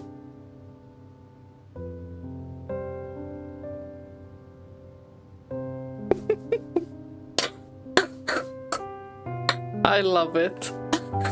Because it would have been odd if she was like not matching that energy, then it would be weird. He hesitates before taking my hand. He sits up. Where will you imprison me? I will shackle you to a place only we know about. Oh my gosh. Yeah, they really are one and the same. Planet at the edges of deep space. Yes, let's go there. Let's go there. You told me the people there call their living quarters a home. Yeah. This is so cute. He sounds so gentle. And you said going home is a normal occurrence there. They're each other's home. Yes. Normal, but important.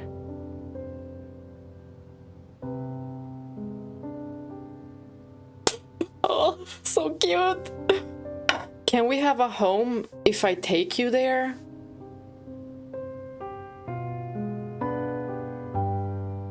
This is so cute but so angsty. Why do you want to go to that place with me? Because you're my friend. Because she loves you. But she doesn't know the words. The light from the window reaches his eyes and makes them shine like a nebula.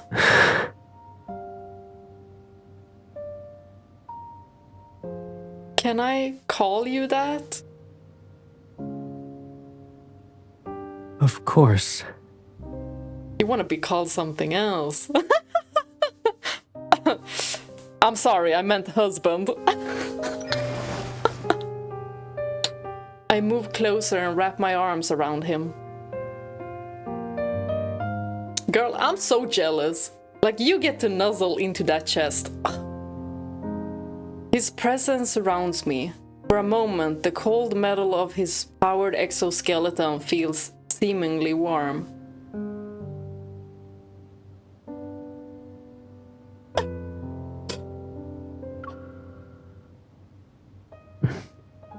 I'm here. I rest my head against his shoulder. This is so cute!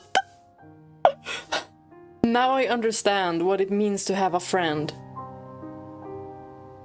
I wonder what she says in Chinese. He wraps his arms around me. His embrace is ever so gentle, as if he's afraid his powered exoskeleton might hurt me. What does a friend mean to you? In your case, the world. There's someone who would do anything for me. There's someone I can't live without. Second option. The first one. There's someone who'd do anything for me. There's someone I can't live without. That one I like. Because that's how they are towards each other. Don't cry, Caleb. I will cry. He slightly leans back and leaves just enough space between us. Hesitation flickers in his eyes. Is that not true? Oh, he's worried. You'll be older one day. Don't say it like that! And you won't be my friend anymore when that happens? It's like he's saying that he won't exist.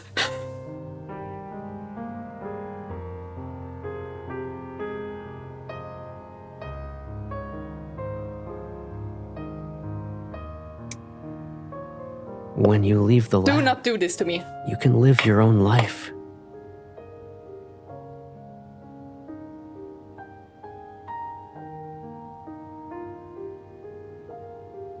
I caress his cheek. Then let me be the only one in your life.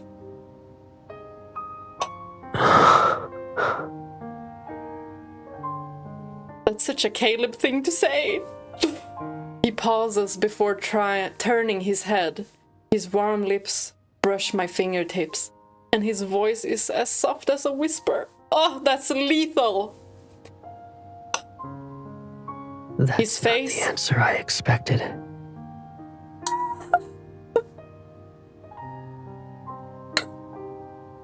But something he wanted But to I hear. like it.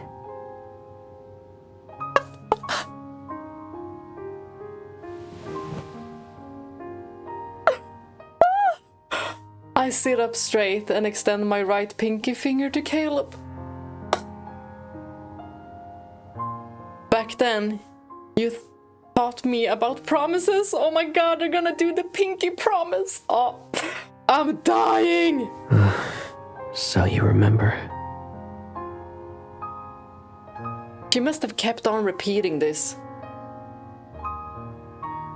All our memories are tied to the name Caleb.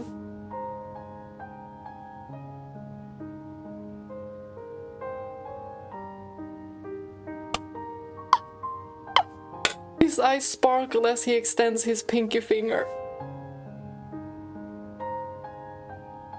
Take the whole hand, why don't you? Take my heart. Here you go. Here you go. Oh, he's so handsome. Let's leave Phylos and travel to a planet at the far edges of deep space. Run away together. Okay. Like Romeo and Juliet. Our pinky fingers, both encased in armor, hook together, just like back then. This is a beautiful story, but angsty. It was summer at that time, and now it's currently summer. This season has finally become an inseparable part of my life. Summer is mentioned quite a lot with Caleb. I think I have a card where it says summer or something, but I haven't played that one yet, because I want to play the myths first. Wow, I'm so worried I had to take a quick break. A1X2. Install and activate quantum interference module for A1 and X2 to ensure stable operation. Set the following trigger condition. Initiate quantum interference when X2's and A1's energy fluctuations maintain synchronization for an extended period of time. Which they already have, right? Interference modules. Oh.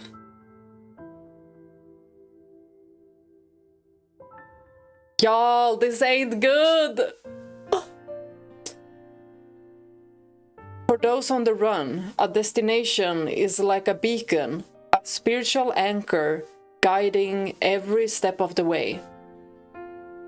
To reach our homeland at the edges of deep space, we still have much to prepare. I have to prepare my heart. Lingshir was once a bustling hub of aerospace innovation. Now it's nothing but ruins with abandoned equipment. We found a small spacecraft in an old warehouse on the outskirts. If it's modified and given enough fuel, it can fly again.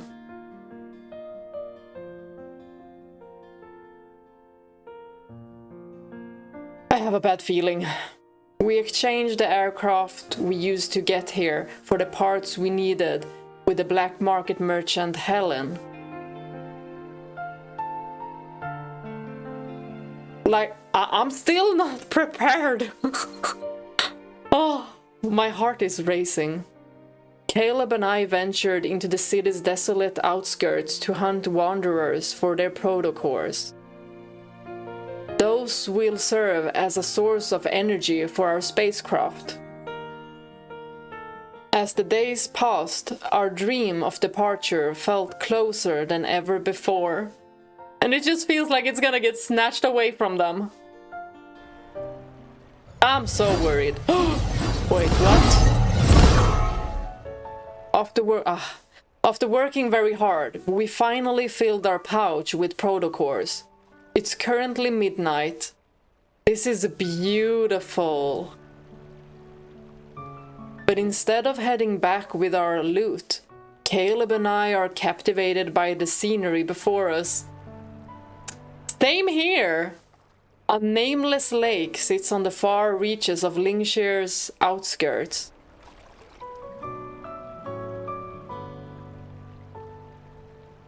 The humid night air clings to our skin, and the calm lake mirrors the brilliant moonlight in the sky.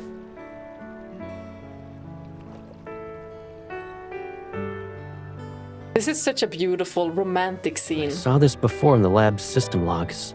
Oh. Philosians missed the moonlight of their homeland, so they built an artificial satellite to mimic it. Huh. We sit by the lake. I touch the water, and the cool ripples curl around my fingers. They soothe the heat coming off from me.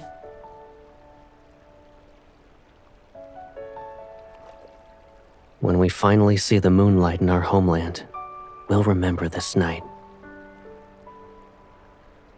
I hope so. It's so far away. Yes. Anything could happen. We might not even make it. As long as we're together. I place my hand deeper into the water and watch the ripples spread out. It doesn't matter so long as we're together. Exactly what I said. Caleb looks at me. Then he tilts his head toward the sky. No matter what happens, we'll always have the memory of tonight to hold close to our hearts. Oh, I'm dying from worry. He raises his hand, and a tiny spinning black hole forms. The small ripples on the lake's surface gradually turn into waves. They're drawn upward by an invisible force. The water hovers above the lake. It forms a massive, transparent sphere that sparkles with reflected moonlight. Must look so pretty. On that planet, they have something called a crystal ball. They're often given as gifts. So, is this a gift for MC? Are they also made of water? No. The ones there are smaller. Sometimes they have tiny items inside them to create scenes. Oh, it's one of those globes, snow globes, right? He stands and holds out his hand to me. This one only belongs to us. Aww.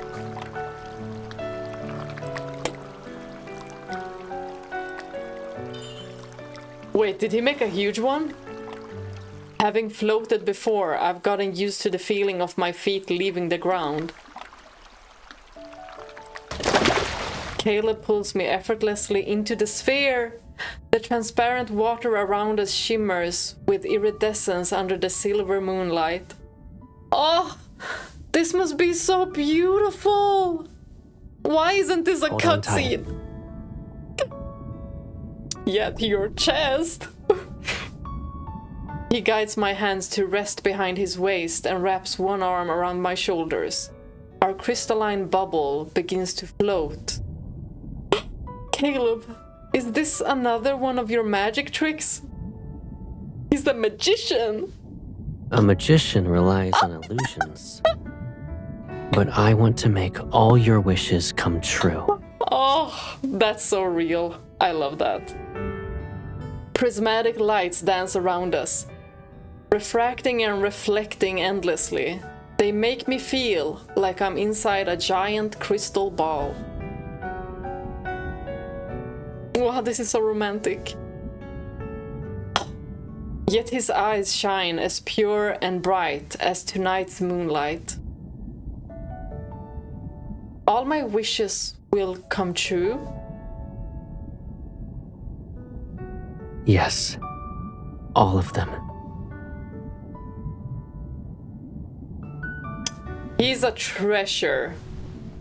I hold him even tighter. Oh, they're gonna rip our hearts out. The wish I have right now has already been fulfilled.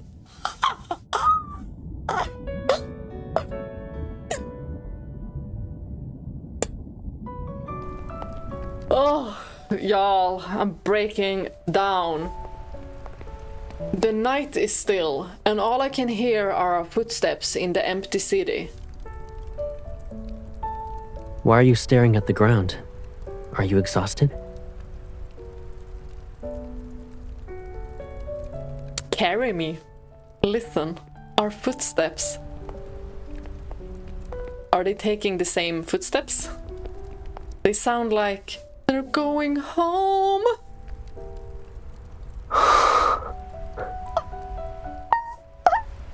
You already think of it as your home, huh? I watch our steps fall in and out of sync.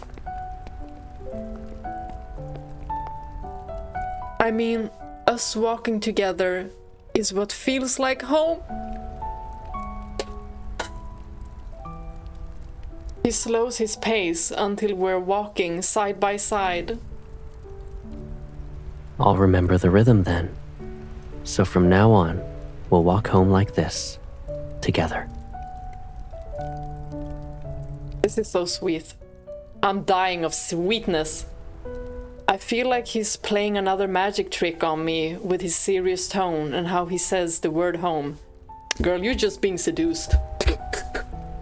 My heart is racing as if I'm engrossed in an enchanting performance. Now you're the one who's slowing down. What's wrong? She in love, like all of us. He places his hands on my shoulders to steady me. Then he leans down and looks at my face. Y'all, I'm so weak.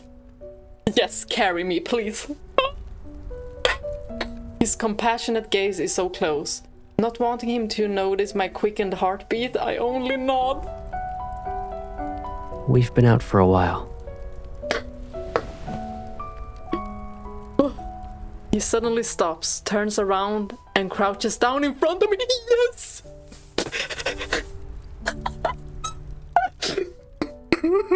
Hop on. I'll carry you home.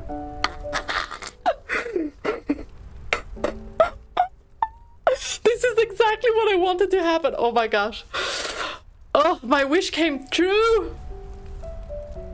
I don't move, instead opting to stare at him. It'll be faster this way. MC, jump on him now! What are you waiting for? Don't you want to go home soon? Your back is my home.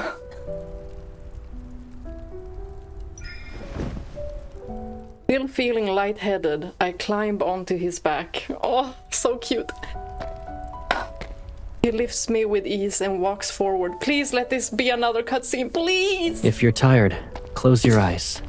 You'll wake up at home. Yeah, let's savor this moment. I lean my head against his shoulder and let myself relax. I'm dying. I'm dying. This is so romantic. Caleb? What is it?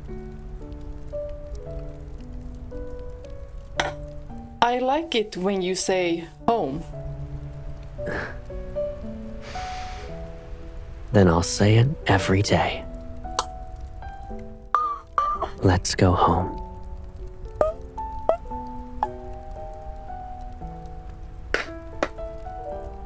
I no longer care if he notices my racing heart. Because I can feel his heart too as my chest is pressed against his back like mine. It's beating just as quickly.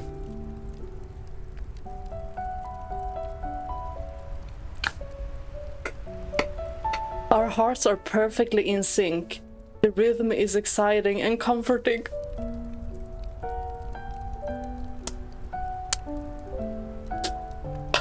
Good night, Caleb. Good night.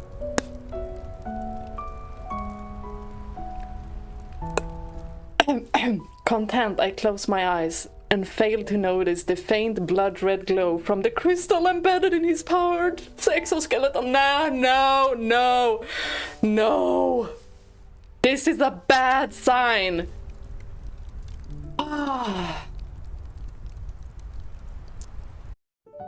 No. Oh. 2 chapters left. Oh my gosh, I am so worried. A1, X2. The interference control module via feedback signals will adjust the patterns of entangled particles to generate specific quantum states. These will target the neural networks of A1 and X2 to disrupt their consciousness. Monitor and document the destructive effects and quantum decoherence, that's what this is called, when the energy fluctuations of A1 and X2 converge.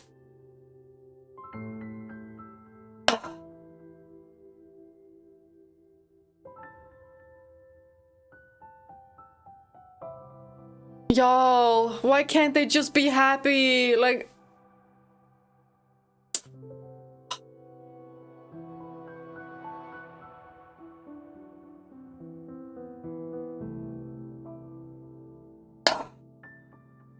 I'm about to jump into this game and fight everyone.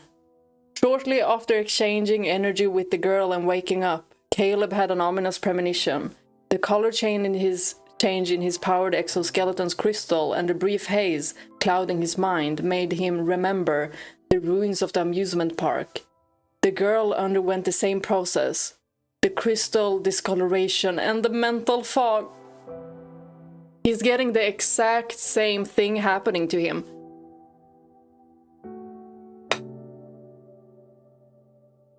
Those symptoms have been transferred to him.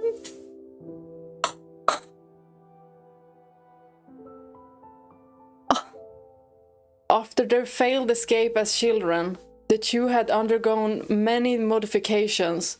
Maybe this was a failsafe, a mechanism the laboratory had implanted to prevent another attempt.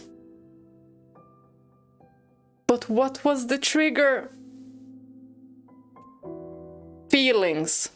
Their feelings for each other. I fucking swear. And I just swore. When he carried the girl back to the old house on his back that night, he finally realized the answer. The trigger was each other. Of course. Of course. More specifically, it was their feelings. What am I, a psychic? No, this was easy to understand. The closer they become, and the more they interacted, the faster their consciousness degraded. They were programmed to be the other's poison. Oh! This naturally formed bond was destructive, a catalyst designed to make them forget and hurt each other. I'm about to freaking break down. Despite this newfound knowledge, he savored the sweet poison.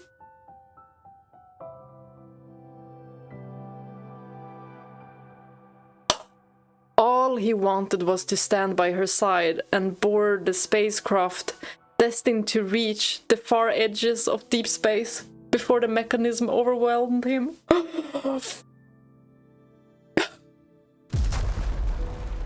Why must his card be so painful? The war between the government and the rebels had reached a precarious stalemate. The central district has been reduced to rubble. Y'all, I don't care about no one else but Caleb. I don't care about the central district, the rebels, none of it. The flames of conflict spread to every part of the planet. Lingshir was no exception.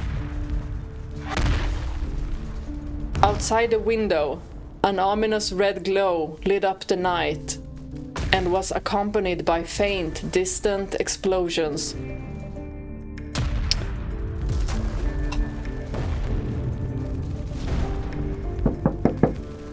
It's me. We need to leave. Helen rushes in with her grandson Kolo. Both are disheveled from their journey, and her usually calm demeanor can't mask her fear. Oh, they need to stay safe as well. But we need to go! We need to go now! The rebels are already at the city outskirts. It's sooner than I expected. We'll be boarding a large evacuation ship. You two should come with us. It's safer if we stick together.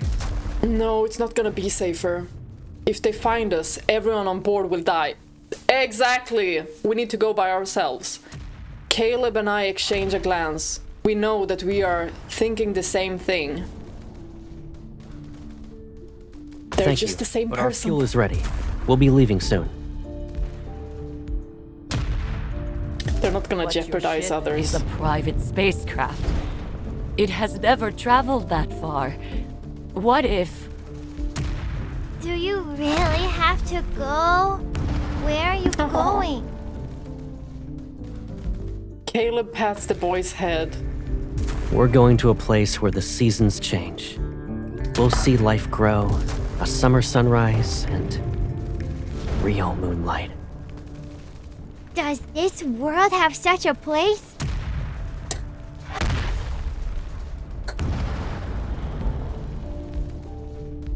Caleb shows a slight smile as he glances at the boy. He turns to look at me. If this world doesn't have it, then we'll find one that does. Helen sighs and hands a metal box to Caleb.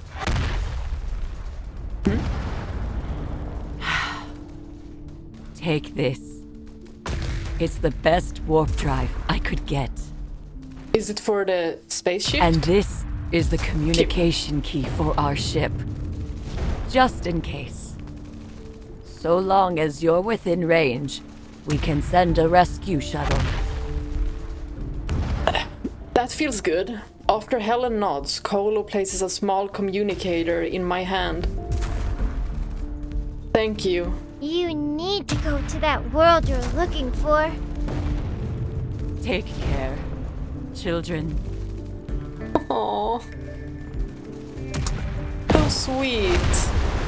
And I was wary of her at first. Sorry, Grandma. We watched a massive spacecraft disappear into the sky. The flames of strife enter the heart of the city. Scared and dilapidated, Lingshir marches towards its funeral. Outside the floor-to-ceiling window, buildings stand against the blinding flames. Thick smoke fills the air, yet the city remains strangely silent. We have to leave immediately. Caleb goes to the warehouse to replace the spacecraft's engine.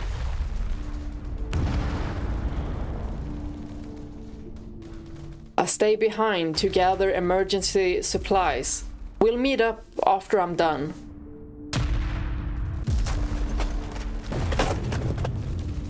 Oh, I'm so worried.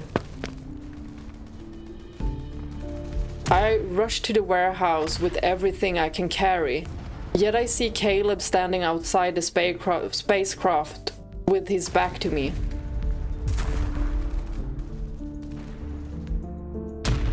Wow, his back is really cool. I have nutrient nuggets, supplement concentrates, X02. and... Command confirmed. Uh-oh. It's okay, we can bring him back. The crystal embedded in him emits a faint blood-red glow. I realized this happened to me when we were in the ruins of the amusement park. He's getting commands. Caleb? Uh-oh. I take a step and grab his arm, but when he turns around, his face is expressionless. It befits something that could be called the ultimate, perfect weapon. Carrying out orders. No, I'm not X02. I'm Caleb. Y'all, he's so strong. His unfocused eyes slowly regain clarity. The red glow from his powered exoskeleton fades. His body sways and I quickly steady him.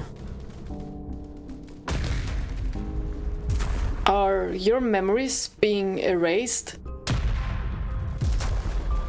Maybe he's stopping it the same way as in the lucid dream. Is it because we exchanged energy?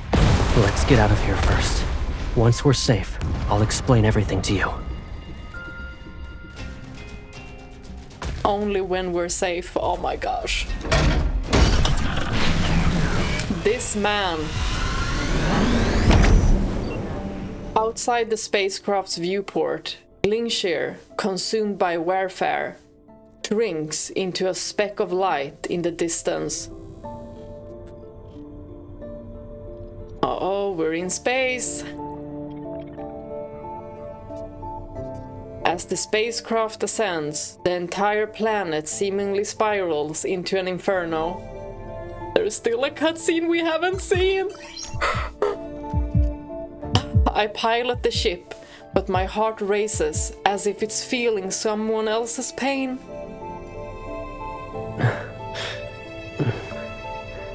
We have interference modules inside of us. When triggered, the one with the destructive energy will experience a degradation of their consciousness until they lose it completely. Then they must wait to be reactivated.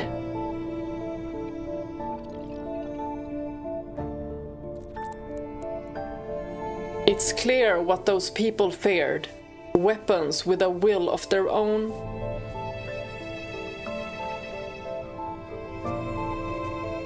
Suppressing the bitterness in my chest, I force myself to stay calm. If we leave Phylos, the module won't be activated. He lowers his gaze to avoid looking me in the eye. That's when the truth hits me.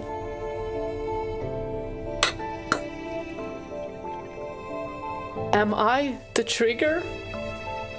Whenever our energy synchronizes, it activates the interference module.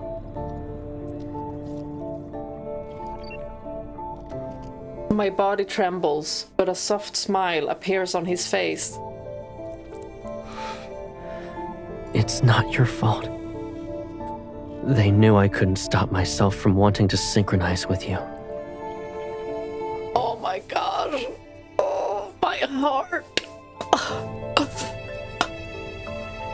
The countless experiments had dulled my anger and pain, yet they surge once more as they were born from my flesh. Oh, y'all, we're gonna cry. We're gonna cry. All of them deserve to die.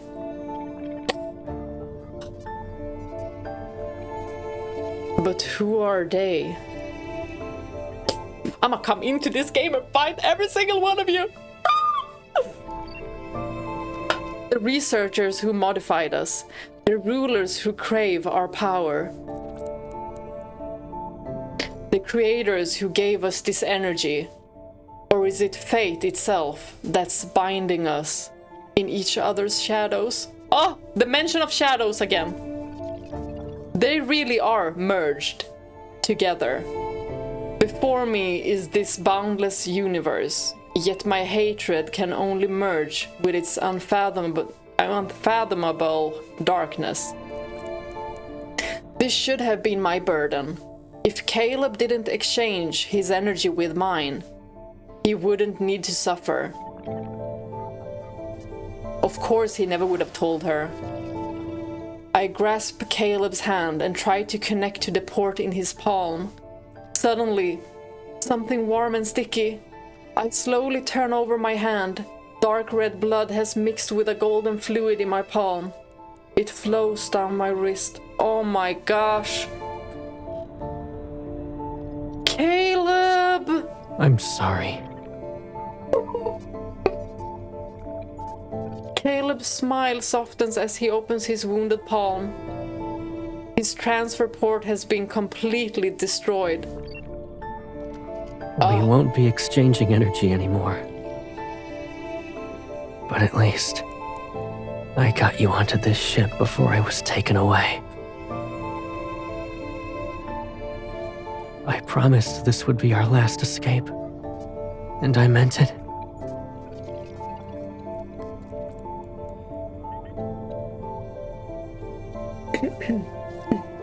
His grin sends waves of fear through me. I grab his arm. Caleb, don't you dare leave me. We promised to reach the far reaches of deep space together. Oh, I'm struggling to read. Internal energy fluctuations are intensifying. Hull integrity at risk. Immediate action required.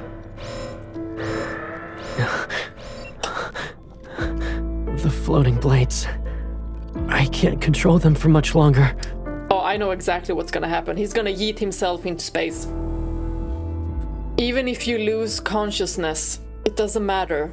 I'll always be the one to wake you up. He's not gonna jeopardize her. Warning. Spacecraft is under heavy bombardment. Integrity at 70%. A massive fleet is approaching. Contact will occur in approximately 25 seconds. Please execute tactical evasive maneuvers. This is perfect. No. No, no, no, no, no, no, no, no, no, no, no, no, no, no, Caleb! Your fate is now mine.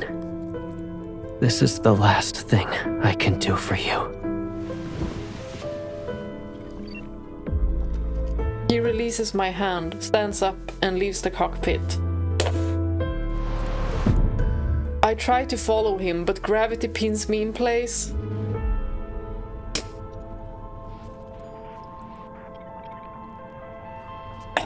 A transparent door separates us. It's just like that barrier in the laboratory.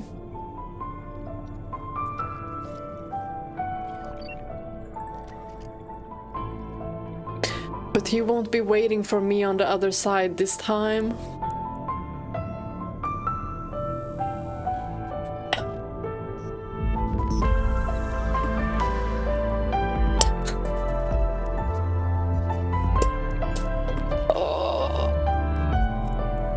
Caleb stops in his tracks. He turns his head ever so slightly. Oh my god. I couldn't read that. Sorry. I failed you as a friend. Our promise to reach the edges of deep space together. I broke it.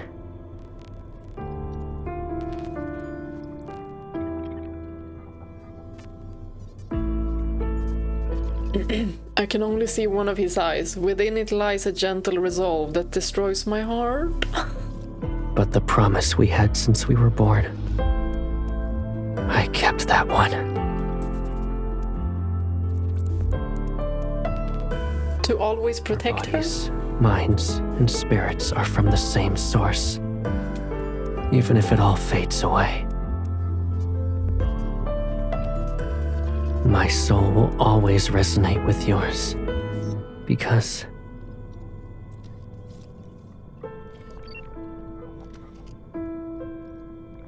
He's...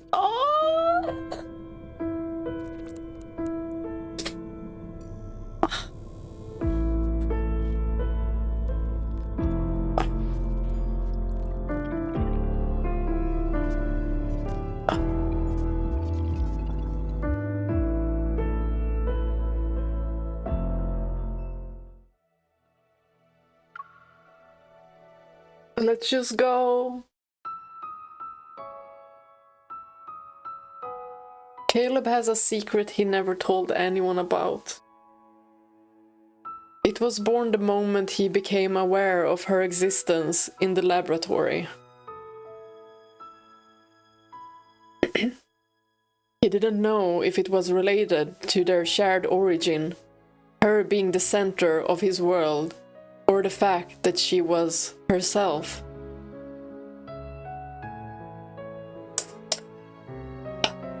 Yet in the end, none of it mattered. Every reason began and ended with her.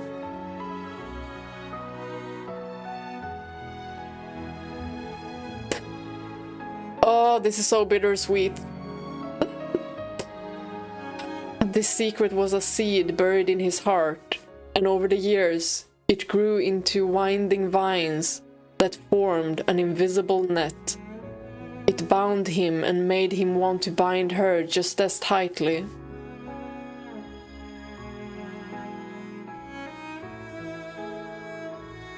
At the beginning and end of those vines was a single thorn, one that grew inward. Their shared connection meant his soul was always destined to recognize her.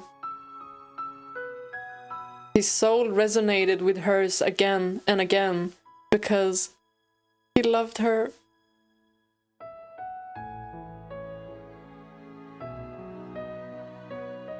The deafening echo of that love had traversed the sealed laboratory, the war-torn planet, and the inevitable end. Now, it would finally fade into silence.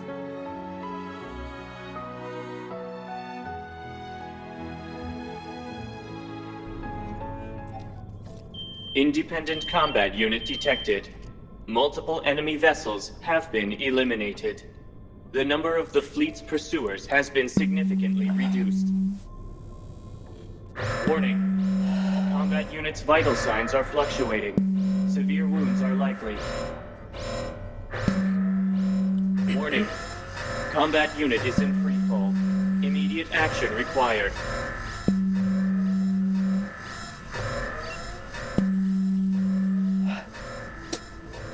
The AI system's voice reverberates throughout the spacecraft. With gravity restored in the cockpit, I opened a transparent door. Outside the viewport, debris from the destroyed ships flies through the void like meteors. And there he is, the one I can't bear to lose. He's falling toward a final goodbye. Caleb, what makes you think my life could mean anything without you? I don't want to live in a world without you, not even for a moment. There's a third option that isn't one person escaping or getting dragged back to the lab.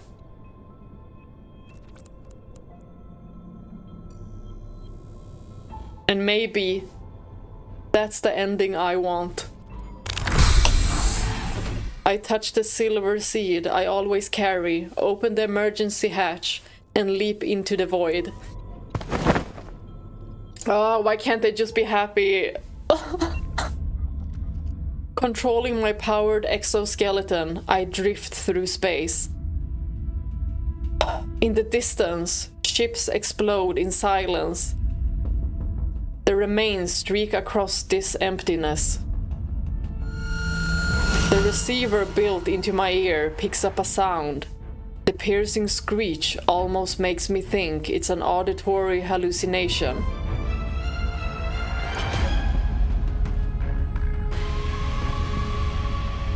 Isn't this Caleb's receiver? My intuition makes me look down. That figure in black is quickly falling. Oh, we know what scene this is now. Y'all, I'm so nervous.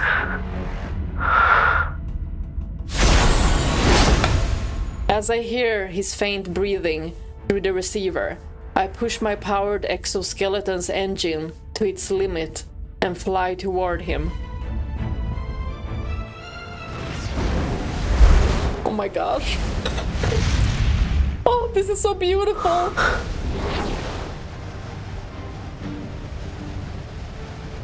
It's so beautiful, but it's so sad. But as long as they're together.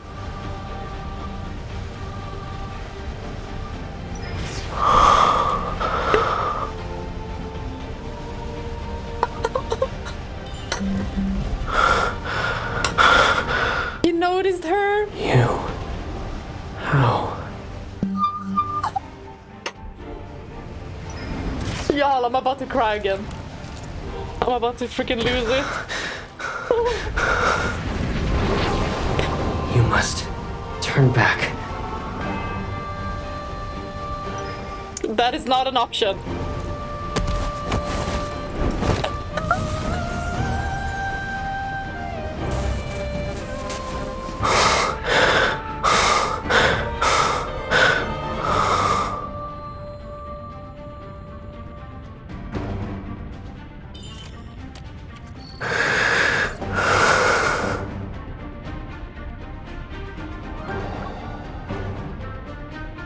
Needed a photo first.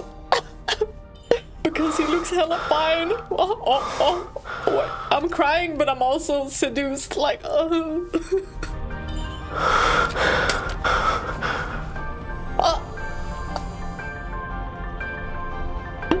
resonate.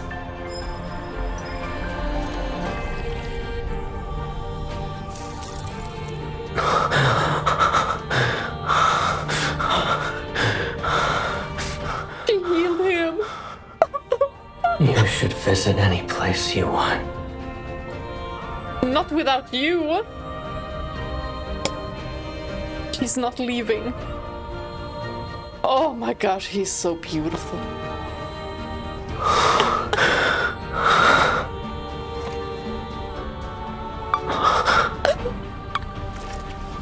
This path will only lead to destruction.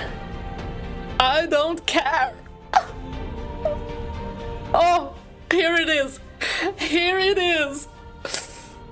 Oh, prepare to crash out.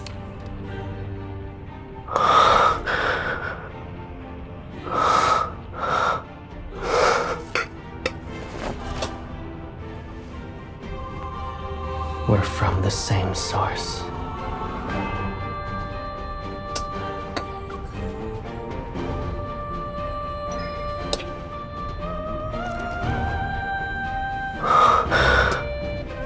Then it's a promise.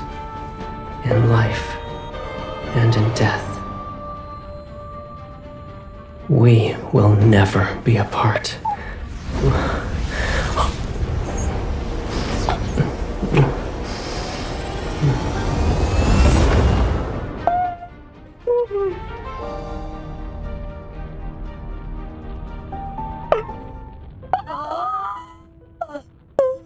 No. I feel like I woke up from a long, endless dream.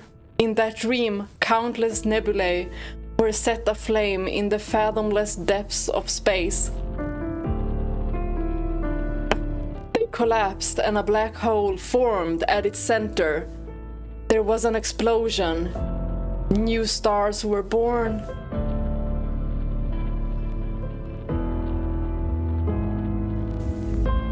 Then I heard a faint voice telling me a story about another world. In the chaos, it was the only thing I could understand. And that voice kept saying the same words. Go home. Let's go home! Construo and Destructio are two forces that drive the evolution of civilization. These intertwined forces are interlocked in a perpetual cycle. They need each other. Phylos's empire rose from the advent of technology which granted immortality, yet beneath its glory were the seeds of destruction that had long since been sown. Oh, my cat woke up. Snart. Jag kommer snart. I'm telling him that. I'll come soon. Immortality meant the end of progress. Their decay began the moment it was achieved.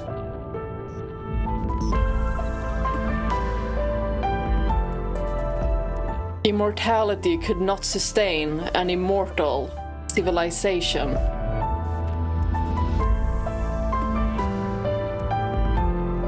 As destruction pushed this world toward its final moments, flames of hope were ignited elsewhere in the universe. It is a testament to the endless cycle of rebirth. Y'all, this isn't the end. This ain't the end. Cycle of rebirth. Construo and Destructio are two forces that drive the evolution. From the fall of philosophy and civilization, the final chapter.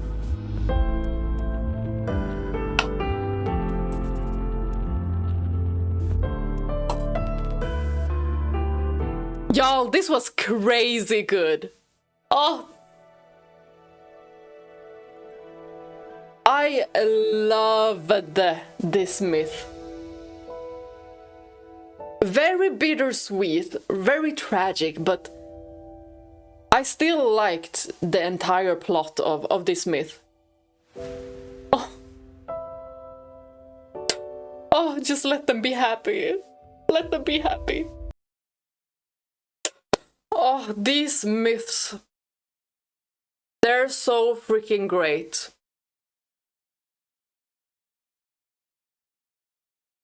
I'm gonna be thinking about this myth for the entire day. It was so good. So good. And I love how from the main story and the myths, since I haven't seen the cards, the bonds I've seen, but the cards that I have, other than the myths now, I haven't really watched. So those I'm saving up. But I will eventually get to them. But the thing is, the one thing I want to say is how they're connected with each other. Like, there's always something from one card to another to the main story that are connected. Like, they say something. If it ain't thunder or the apple or the shadow, it's something else, like the amusement park. It just keeps on referencing to all of these cards like it's a connection. And I love that. I love it so much. I'm really gonna have to upload my reaction to all the cards. The only card I've gone through so far is Raphael's, like, Blossoms. That one. I've done everyone's bonds. I'm about to do everyone's myths. Raphael is done. Caleb is done. I don't have Zane's, neither one of them, and I don't have Silas, neither one of them either. But Xavier's, I have his standard myth, but not the other one. So I'm gonna have to check them out on YouTube and react to them. That's what I'm gonna do, and of course upload them.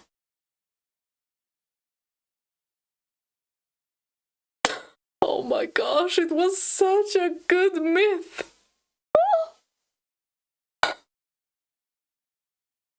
Okay, I'm gonna end it here before my cat bites me and be like, hey, we were gonna go outside! Thank you all for watching, bye bye!